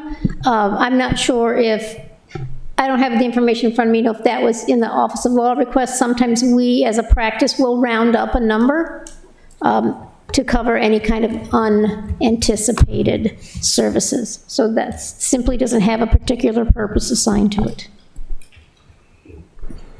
Okay, we'll go ahead with the roll call. Mayor Buckley? No. Alderwoman Kendall Charles? No, I need Gibraltar. Alderman Finlayson? No. Alderman Shannon Meyer? Nay. Alderman Gay? No. Alderman Savage? Aye. Aye. Alderman Arnett? Aye. Alderwoman O'Neill? No. That motion is defeated. Okay, we got a motion to approve on the table. We'll do a roll call again, I think. Mayor Buckley? Yes. Alderman Kendall Charles? Aye. Alderman Finlayson? Sorry, I was distracted. Aye. Alderman Schneider. Aye. Alderman Gay. Aye. Alderman Savage. No. Alderman Arnett. Aye. Alderwoman O'Neill. Aye. That motion passes. Thank you. Mr. City Attorney, please present the next item on the agenda. Yes, sir. The next item on the agenda is SA 1424. It's a grant, APD Maryland Governor's Office. Right, we like grants. Or could I get a motion to approve SA 1424? So moved. Second. Thank you. All those in favour say aye. To postpone. All those opposed? Thank you. I think the ayes have it. Thank you. Silent ayes. Mr. City Attorney, please present the next item on the agenda. Yes, sir. The next item on the agenda is fund transfers, beginning with FT 524, forfeit asset and seizure fund, police department supplies contractual service. Is there a motion to adopt FT 5-24? So moved. Second. Thank you. Mr. Mayor, I have a question for the finance director. Yes. Director Dickinson? Remember when we did, or when we got the budget and we were trying to divide the forfeit asset and seizure funds, and they were saying that it was tied to the state, so we really couldn't. Is this them? Is this the state giving us those funds? No, and I don't immediately recall what you're referring to, but this fund transfer simply moves funding from one account within that fund to another account. They're moving some from their supplies to their lease payment account, so they can pay for different things than what they plan. Yeah, that's, I remember similarly, in the budget, we were trying to move funding out of the. Yeah, I think you were trying to get some funding from this fund to do something else, and I think the APD representative talked about how it's limited, what the funds can and cannot be used for. So it can be used for, to lease and rent units, but. Space and or. Yep. Yeah, you could come up and talk about what the lease payments are. I didn't mean to get too. That's okay. Lieutenant Ashion, Annapolis City Police. Alderman Gay, if you wanted to come up here so we can chat, I'm totally okay with that. So the restrictions on the use of the funds, there's actually like a manual from the DOJ. So it's from the feds. They regulate the use of these funds. And the short story, the distilled version of it is that the funds have to be used for something which supports the police department's operations. So that's the super boiled down version of what the funds are or may be used for. And the boiled down version of what they may not be used for is something that either doesn't support police department operations or supplants budgeted funds. Okay. Thank you. Yeah, that makes sense. Yeah, I just was wondering what it could or could not be used for, but I will follow up with you offline for the detailed version of that. Yeah. I'm here for you. Thank you. We appreciate you. Thank you so much. Anything else? All right. I want you to hear this vote go through. All those in favor say aye. Aye. Aye. Opposed? Thank you. Mr. City Attorney, please present the next item on the agenda. Yes, sir. The next item is legislative actions on first reader, beginning with ordinance 03623, Annapolis Harbor Lines for 3 President Point Drive on Spa Creek. Is there a motion to adopt O-36-23 on first reader? So move. Second. Thank you. All those in favor say aye. Aye. Aye. Opposed? Thank you. I'd like to refer O-36-23 to the Board of Port Wardens, Maritime Advisory Board, and Environmental Matters Committee. Thank you. Mr. Mayor, yes. on that legislation, I would like to request that a justification be written up. In the information provided, it doesn't really provide good context about why this is actually being proposed. The plans are kind of difficult to interpret. I think I spoke to the Alderman about it, but I just want to get that on request on the record. Got that. I'm sorry. Was that directed at Office of Law? Is it a step? Whoever is in charge of They're looking at me. whoever's in charge of getting us the description, I think this was Right. contracted out, and so presumably the contractor would be able to And submit something. that's not in my office. Sorry, I just sounded like a law thing. So my bad. Yeah. Okay, thank you. So I will get that for you. The assistant city manager asked for the same clarification, so, and it'll be going before the port warden, so I'm sure there will be ample opportunities for it to be ironed out. Thank you, thank you. Mr. City Attorney, please present the next item on the agenda. Yes, sir. The next item on the agenda is resolutions, beginning with R 5923, delegation of authority for administrating elections. Administering should be administering elections. Is there a motion to adopt R-59-23? Thank you. Can I get a second? Second. Thank Mr. you. Mayor, could I ask a question about this? Absolutely. Alderman Savage. So this, I think, is a law question. So when we sign this memorandum, I know we've done this before, I don't have a problem with this, but my only question is, will this tie our hands if we decide to change anything with how our elections are run in the future? Not as far as who administers it, but if we make changes to the type of election that we have, is this going to tie our hands? It depends. Because we don't know how our hands are going to be tied, right? So right now, the plan incorporates Anne Arundel County's assistance. If the plans change, we'll have to go back and determine whether or not our hands are indeed tied by what is being asked of our office. So it really depends on what's being asked, right? Okay. Because I don't know what might be asked in the future. Well, is there room, I guess, in the MOU to revisit it if needed? Like if the council passes something that changes our election dates or how we vote? Sure, the MOU can be modified by both parties coming back together, or we can terminate or cancel the MOU. If you wanted to do it all yourself and not have the county involved, although they have a huge infrastructure. Not advocate for that, don't worry. Although they have a huge infrastructure, but we work well together to make sure that we can carry out our elections. In the past few elections, they've been very accommodating. When we were in the pandemic and we wanted to do drop boxes, and they, helped us with all of that. So I don't foresee any issues. Okay, all right, thank you. Alderman Arnett had his hand up. Did you have your hand up, Stu? Alderman Shannemeyer as well, or no? No, okay. I think Alderman Savage's questions are germane because we have the Board of Supervisors of Election who are working on some recommendations and change of our code. And one of them could be that we will change our election period to be consistent with the gubernatorial. Well, it could be, or we may want to consider that just to make Regina's life miserable.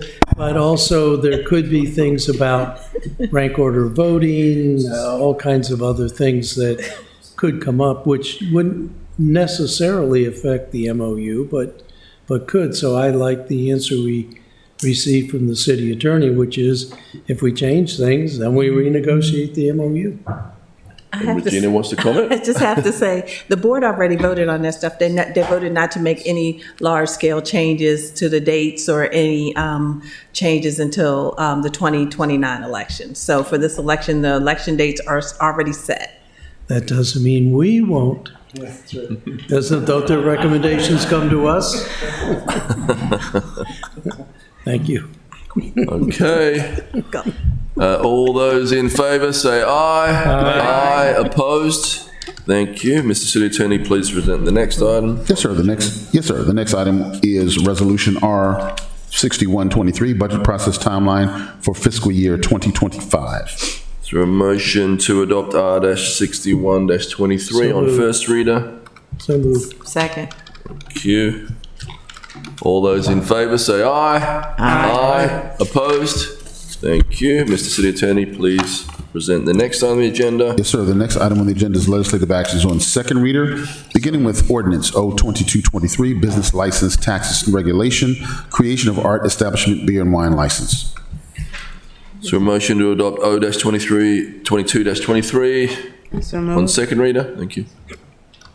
Second. Second, Alderman Guy. Thank you so much. I have two quick questions. There were some concerns put forward at a meeting 2 meetings ago for some of the smaller venues in the city that the nonprofits work with. I don't see an amendment to rectify that unless it's in plain sight and I'm just not looking at it. Is anyone able to speak to that? Not me. I'm wondering then maybe if we could postpone until the sponsor is back? If I might. Yep. The comments and concerns brought up at the last meeting are not really related to what's being done here. What the council is doing here is adopting a law that allows an establishment called an art establishment to have a particular type of license that the state has mandated that we have. The state Alcohol Beverage Control Board laws govern, in essence, what our ABC does in broad terms. So this is kind of being mandated at our level. At the local level, the ABC board decides on time, the fees, and things like that. But the fact that the establishment is set up is at the state level. So our ABC has something to review, whereas in the past it didn't. So the concerns were more so for an activity versus a set establishment or location. So I don't think that they were necessarily on point with what's going on here. So does that include, and thank you for that explanation, and that definitely kind of helps me. I'm wondering though, does that include, so is it specific for venues that that provide some sort of art service? So could that include like a theater, or would you recommend once this mandate essentially from the state is passed, that the local board then go back and modify any procedure time as you suggested for like let's say the little theater down here, like the Summer Garden Theater example? Well, the ABC board would be able to use the state law to determine whether or not the applicant before it fits within the art establishment definition. Okay. If they do, they could grant a license. And if not, they'd have to apply for like a special exemption. Well, if they did not fall under art establishment, they'd have to apply under some other defined category For their for their license. Thank you. And is anyone here moving the Tierney amendment? Yeah. Second. Move Tierney amendment.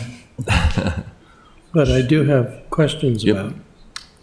So the first part of the amendment is on page 2, and it says, means a nonprofit organization primarily engaged in, and this is saying primarily year-round.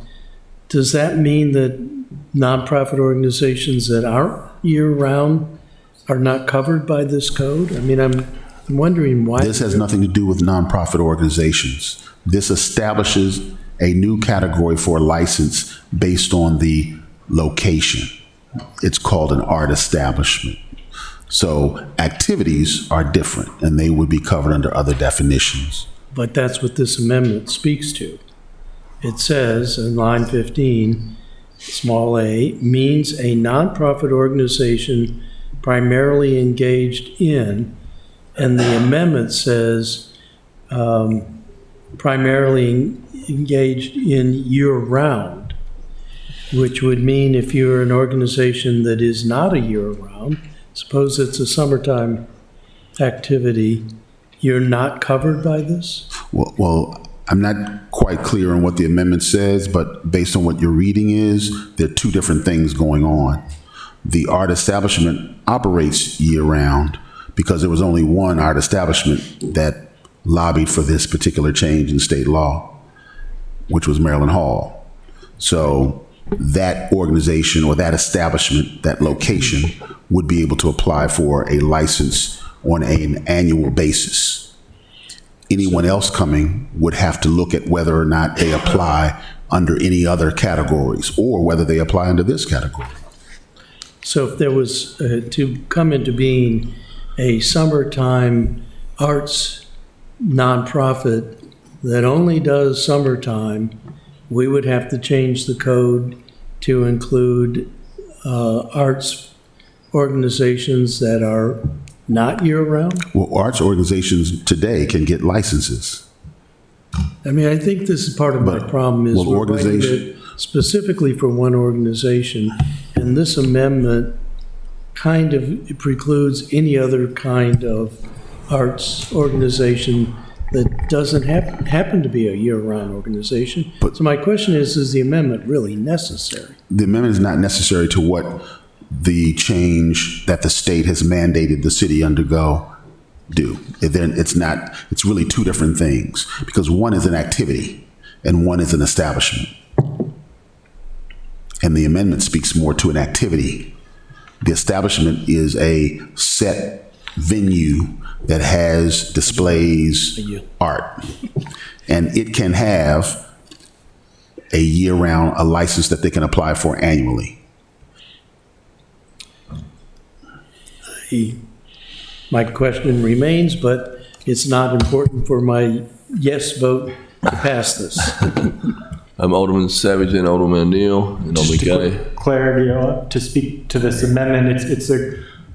For my colleague from Ward 8, though, so part of this, I believe, based on my analysis of this, comes from the Planning Commission recommendations, which have to do with, they recommended that we amend it to, let's see, I'm trying to look at their exact wording, but in any case, to define some of the hours of the events and things. I think that's what the Alderwoman was trying to do.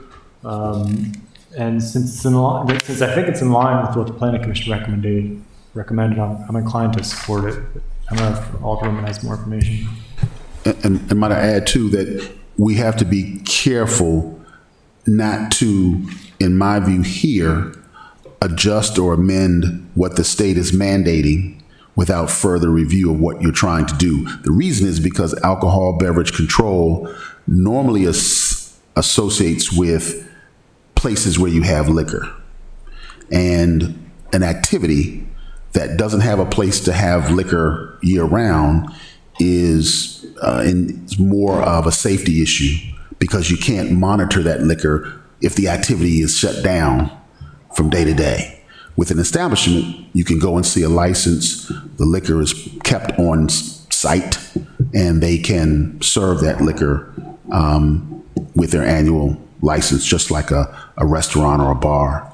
If it's an activity that comes, mostly they get one-day licenses because you can monitor the sale of that one day or that several days for an event or an activity, and the alcohol is all used up and they dispose of it. But you need more, I think, expert input about what it would mean for an activity that has no location to store liquor to have a license year-round. Right now, the bill in front of you just deals with arts establishments, and in my view, you should take them and separate those two until you get more information about the amendment and what it's trying to do, and hear from ABC and others about what that looks like from a safety perspective. But does that mean we should postpone? If we need to get more information in my view, you should pass the bill 02223 without any amendments yet, without any changes, because I think that the amendment doesn't really deal with the art establishment. It's really trying to give a license to a whole other activity. That's not an establishment. It's trying to do something different than what is proposed under 02223. It's just different. It's adding to this list.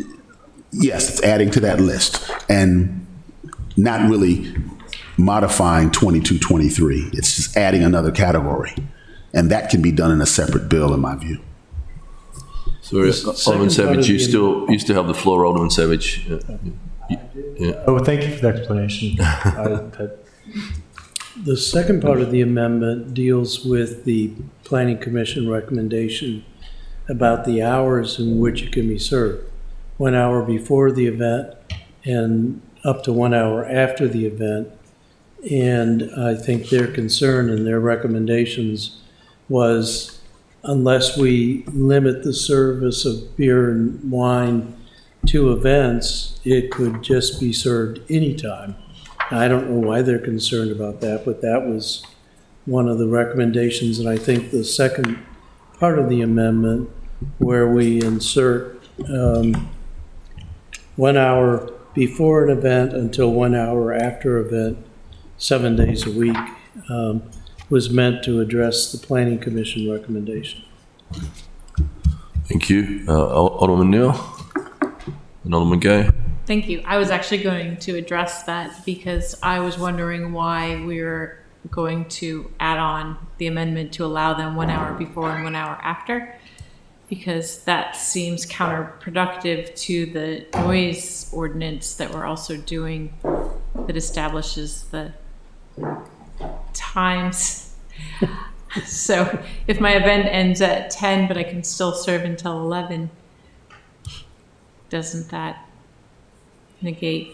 So I was actually going to suggest that we not vote on this amendment, and Which seems to be what the city attorney is saying too. But the amendment is on the floor right now, so okay. can we Are you withdrawing the amendment? It's not my amendment. Who put it on? Yeah, but Alderman Savage moved it for Alderman Tierney, because I asked someone to move it. You can withdraw it, I'm assuming, yeah? Or we could postpone the vote if anyone wants to. Yeah. Just want to vote it down? I'm going to go to Alderman Gay, he was next up, and then Alderman Pendell-Charles. Yeah. So just for clarity, what we're about to do is pass the state mandate, essentially, and wrote down Amendment 1, which removes the confusion that we had as it relates to nonprofits in this. That will be our recommendation, only because licenses for nonprofits is totally different than what the state bill sets up for art establishments. It's a totally different thing. Adds a new category. Perfect. So do we? So do we just? I mean, You'll have to vote on the amendment and vote it down if you wish, and then go back to the original bill and do what you need to do. If we vote it down, would the sponsor be able to come back and, if she wanted to make substantial changes, would she? Well, it should be it should be its own thing. Okay, that's that perfect. comes with its own opinions from the experts. Awesome. Thank you, Alderman Pendell-Charles. Thank you, Mr. Mayor. I would suggest out of respect for Alderwoman Tierney, I would like for her to hear this discussion, and I would recommend that we postpone it so she can hear the discussion that we're having right now. Out of respect for her, she may have some other thought process. I'd really rather not proceed on it unless she's here. So is that a motion to postpone? Yes. Second. Well, you already have a motion to postpone. Motion. You don't have a motion. There's a motion to amend. About the amendment? Right, got it. So we'd have to vote that down and then. Motion to amend is on the floor. Yep. So you have to deal with the motion to amend, because that's the only motion on the floor. Okay. What amendment? I'm sorry. What rule do we have so that we can not vote down the amendment? Motion of what is it? That we not vote on this amendment and that we postpone the legislation. Motion on the floor. So if you can vote. That's super. You can move to postpone. Okay, so she makes second. Right. Okay. All in favor? Okay, so we've got a motion to postpone, and it is seconded, and there is a lot of confusion here, I think, and I think that there's not an urgency. Do it separately. All right. Right, so we've got a motion to postpone on the table. Before we vote on it, Alderman Finlayson. No, never mind.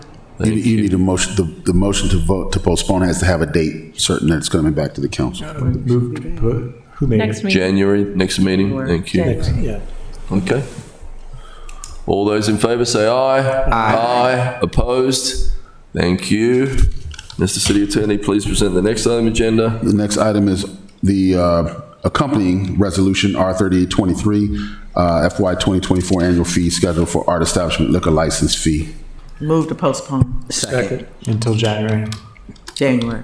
Thank you. All those in favor say aye. Aye. Opposed? Thank you. Mr. City Attorney, please present the next item on the agenda. Yes, sir. The next item on the agenda is O2823, City Noise Prohibitions and Enforcement.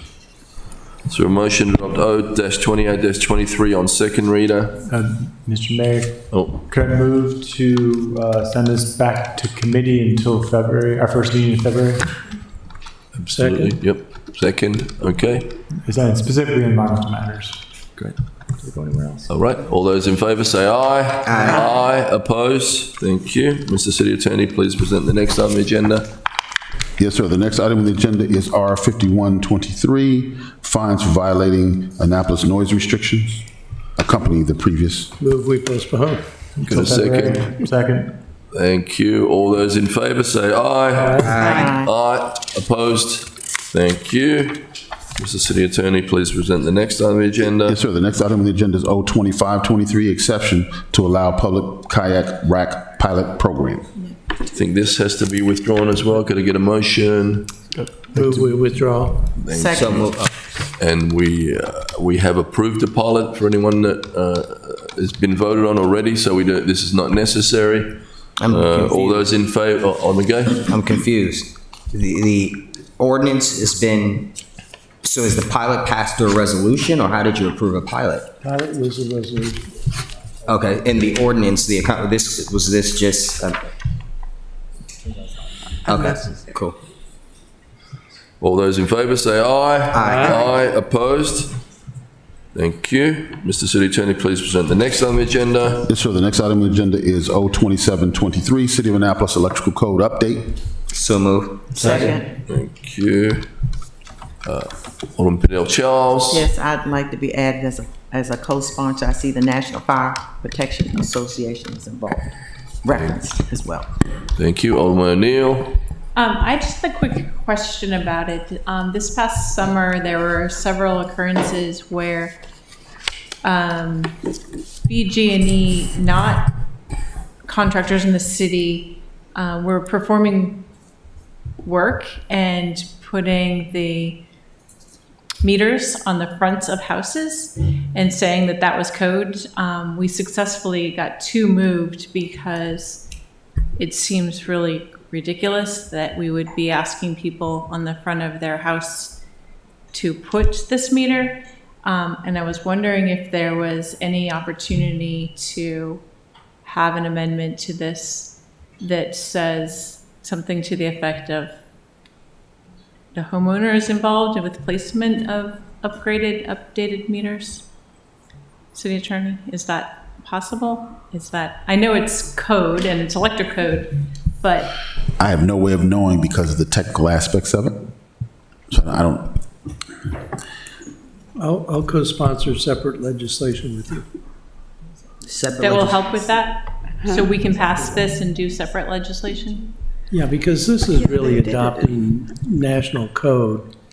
I think what you're talking about would be guidance to Public Works, and in the inspections, the inspectors, they would have to approve the location of the meter. We have the same kind of thing going on with gas meters, where because of the new medium pressure, they have to be installed outside or vented outside. And I'm getting a lot of people saying, I don't want that on the front of my house. So I think it's really a different kind of an issue. This is adopting national standards. And I'll just get the city manager to weigh in on this. Right.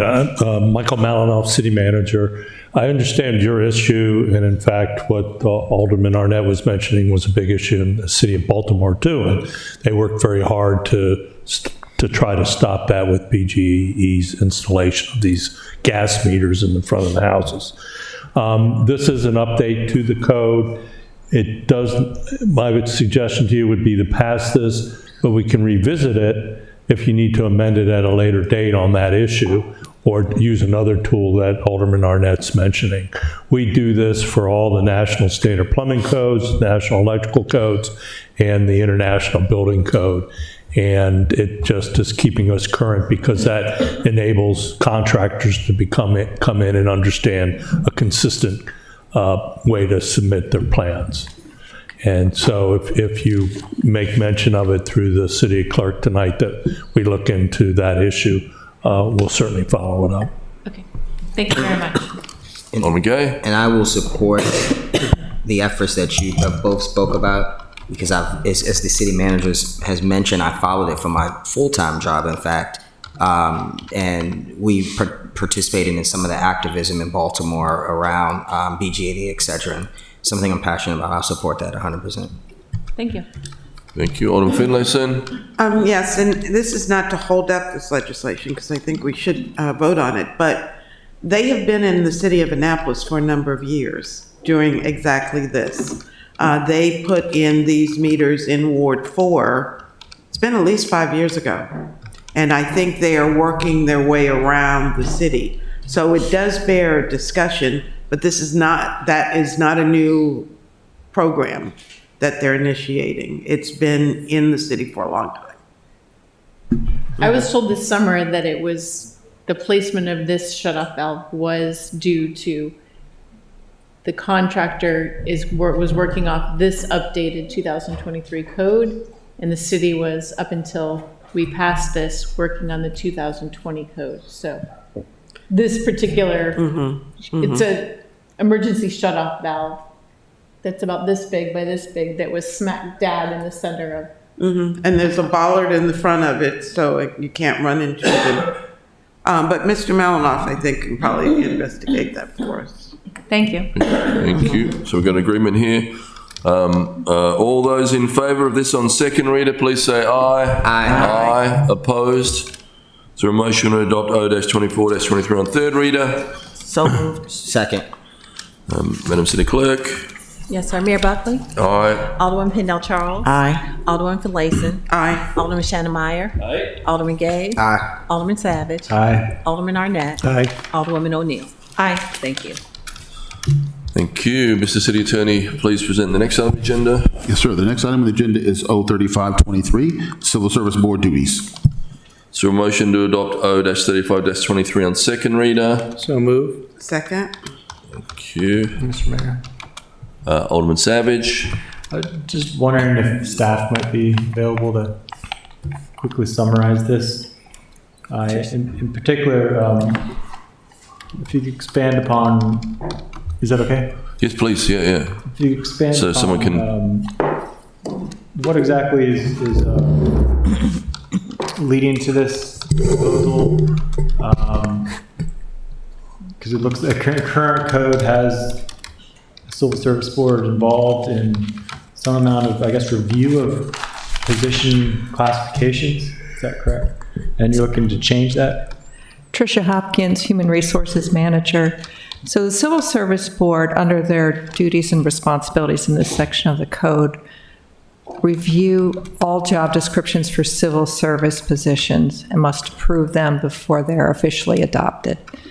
If there are any title changes or grade changes, those come before the council in the form of a resolution in the position summary. But every job description for civil service positions must go before the Civil Service Board. We are doing a citywide class and comp study, so that means every single job description will have to go before the Civil Service Board. They dutifully review them. They have been for years.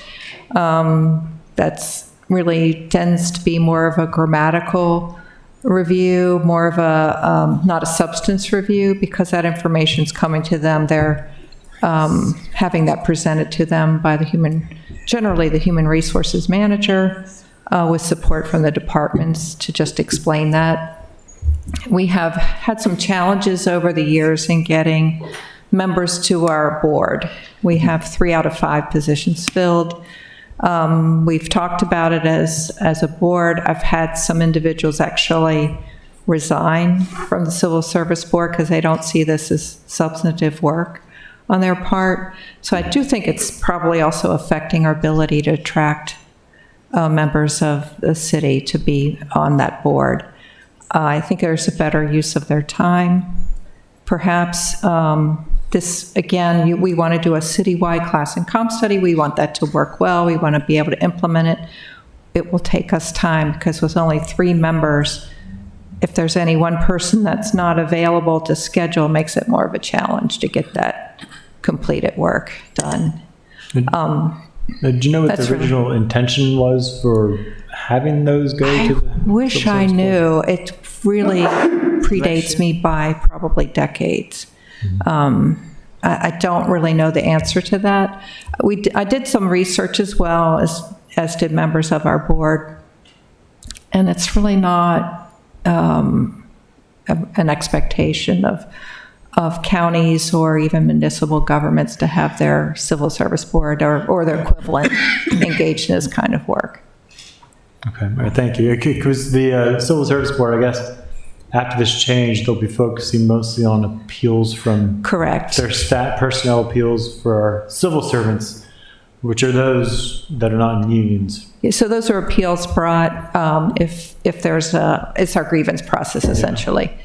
And that will continue to be the work of the board. They also can comment on training or some other recommendations. I feel like keeping that in the code is important because it may be during the course of an appeal process they see that there is some opportunity here for us to do something else or make recommendations through that process along those lines that are really for the good, the morale of city employment in general. So I would not suggest removing that. I'm really just trying to simplify their role to what's more substantive, and also give us the ability as an organization to turn around things more quickly, to be more deliberate and ready to implement things that are happening on a citywide basis right now.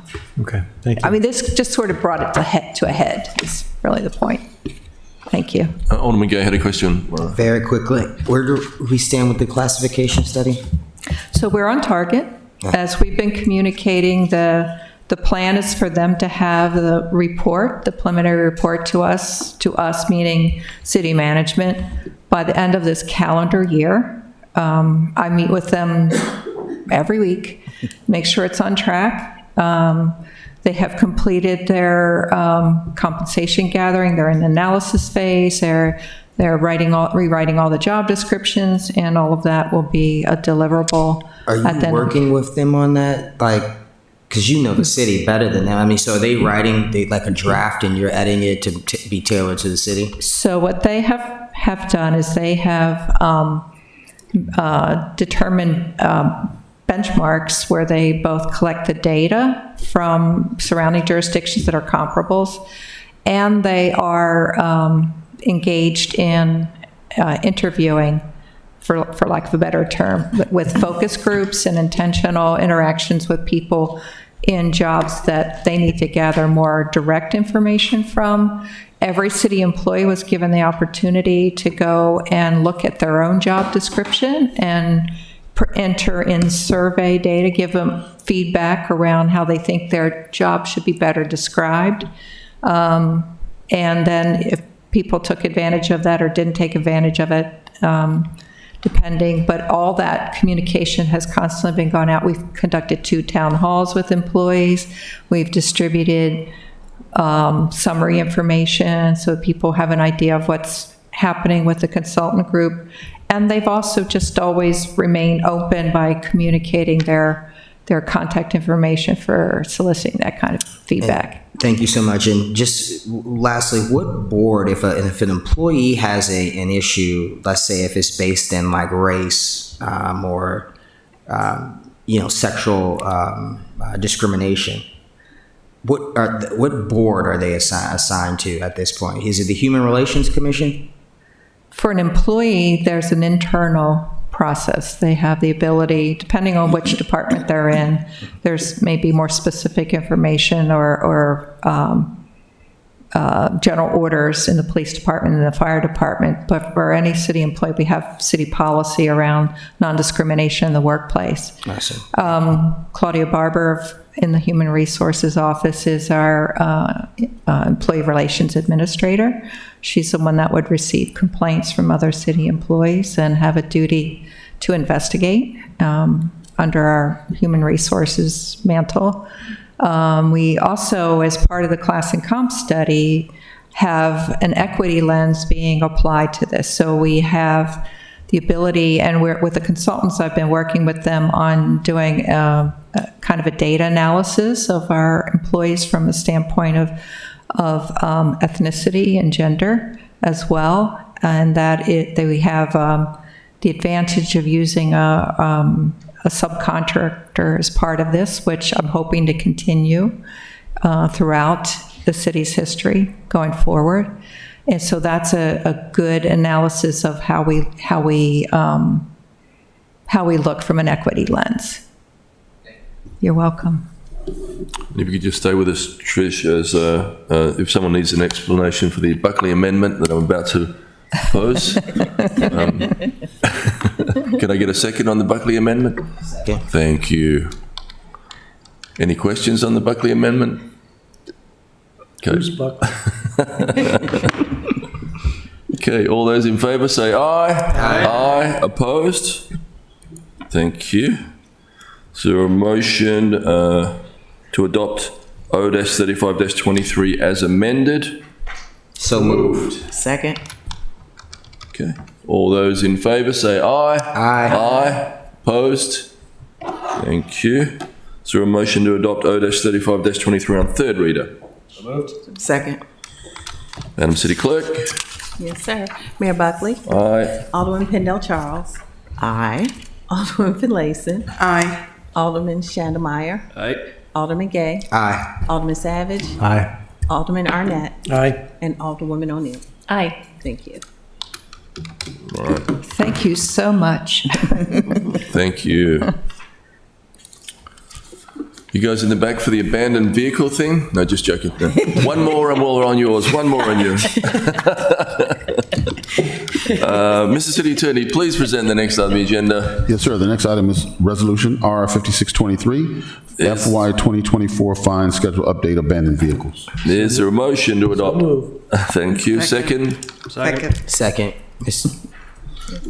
All in favor? Alderman Gay? Let me tell you why I will be voting against this. Not because I don't support it, but because I have constituents who this fine would literally affect them. For example, I had a very recent constituent who her car broke down. She's a mom of 3, and she had to save in order to obviously provide the, to fix her vehicle. In the meantime of her saving, the car was towed. And so she lost her vehicle. She never got to fix the vehicle, and she couldn't get it back because of the tow expenses. I get the purpose of the legislation. I support it. I don't want dirty streets, but I also support my constituents, and that's... Thank you. I think it's a roll call. Yes, sir. Mayor Buckley? Aye. Alderman Pendell Charles? In support of Alderman Gay, I will say no. Okay. Alderman Finlayson? Aye. Alderman Chandelmeyer? Aye. Alderman Gay? No. Alderman Savage? Aye. Alderman Arnett? Sorry. Aye. Alderwoman O'Neill? Aye. Okay. The resolution passes. I think it's all your abandoned cars. All right, Mr. City Attorney, one more thing. Yes, Mr. Mayor. The last item is R5823, annual meeting and tourism industry reception. Move. Second. Right. Alderman Pendell Charles? Yes, you can count me in as a co-sponsor, please. As me as well. All right. So much we love you guys. For today. Everybody's in. Madam City Clerk, please call the roll. Yes, sir. Mayor Buckley? Aye. Alderman Pendell Charles? Aye. Alderman Finlayson? Aye. Alderman Chandelmeyer? Aye. Alderman Gay? Aye. Alderman Savage? Aye. Alderman Arnett? Aye. Alderwoman O'Neill? Aye. All right. Resolution passes. We'll see you at the party. Thank you. Yeah. Alderman Gay? Why don't we waive fees for the party that we do with MML for the start of session? Or is that included in our event calendar? No, I never see that. The ML party, we have to raise money for that. Oh, okay. To pay the city's share. So I was doing some phone calls today to raise money for that. and Okay, then- I didn't realize it. I thought we contributed just out of the city. Thank you. Okay, Mr. City Attorney, please present the next on the agenda. The agenda is complete, Mr. Mayor. Okay, anything else for good order? Alderman Pendle Charles? Yes, thank you, Mr. Mayor. I'd like to give a shout out to the Office of Law, especially Ms. Reuter. I really, really love the amendment summary and the legislative summaries. They are great. They are really, really, really helpful. And number two, once we close out, I have each one of you, Mr. Malinoff, don't leave, you too, a gift from Santa from each one of you all. Awesome. Anything else for good order? Alderman Arnett? Yes, Mr. Mayor, given your recent trip, I'm doing a Google search, and it says here the spread of the Great Reset conspiracy in the Netherlands. Did you bring back any information from your trip? First I'd ever heard of it tonight, so. Anybody else? Motion to adjourn. Thank you. Could I get a second? All those in favor of adjournment, say aye. Aye. Meeting adjourned. Thank you everyone for being here. The Great Reset conspiracy is a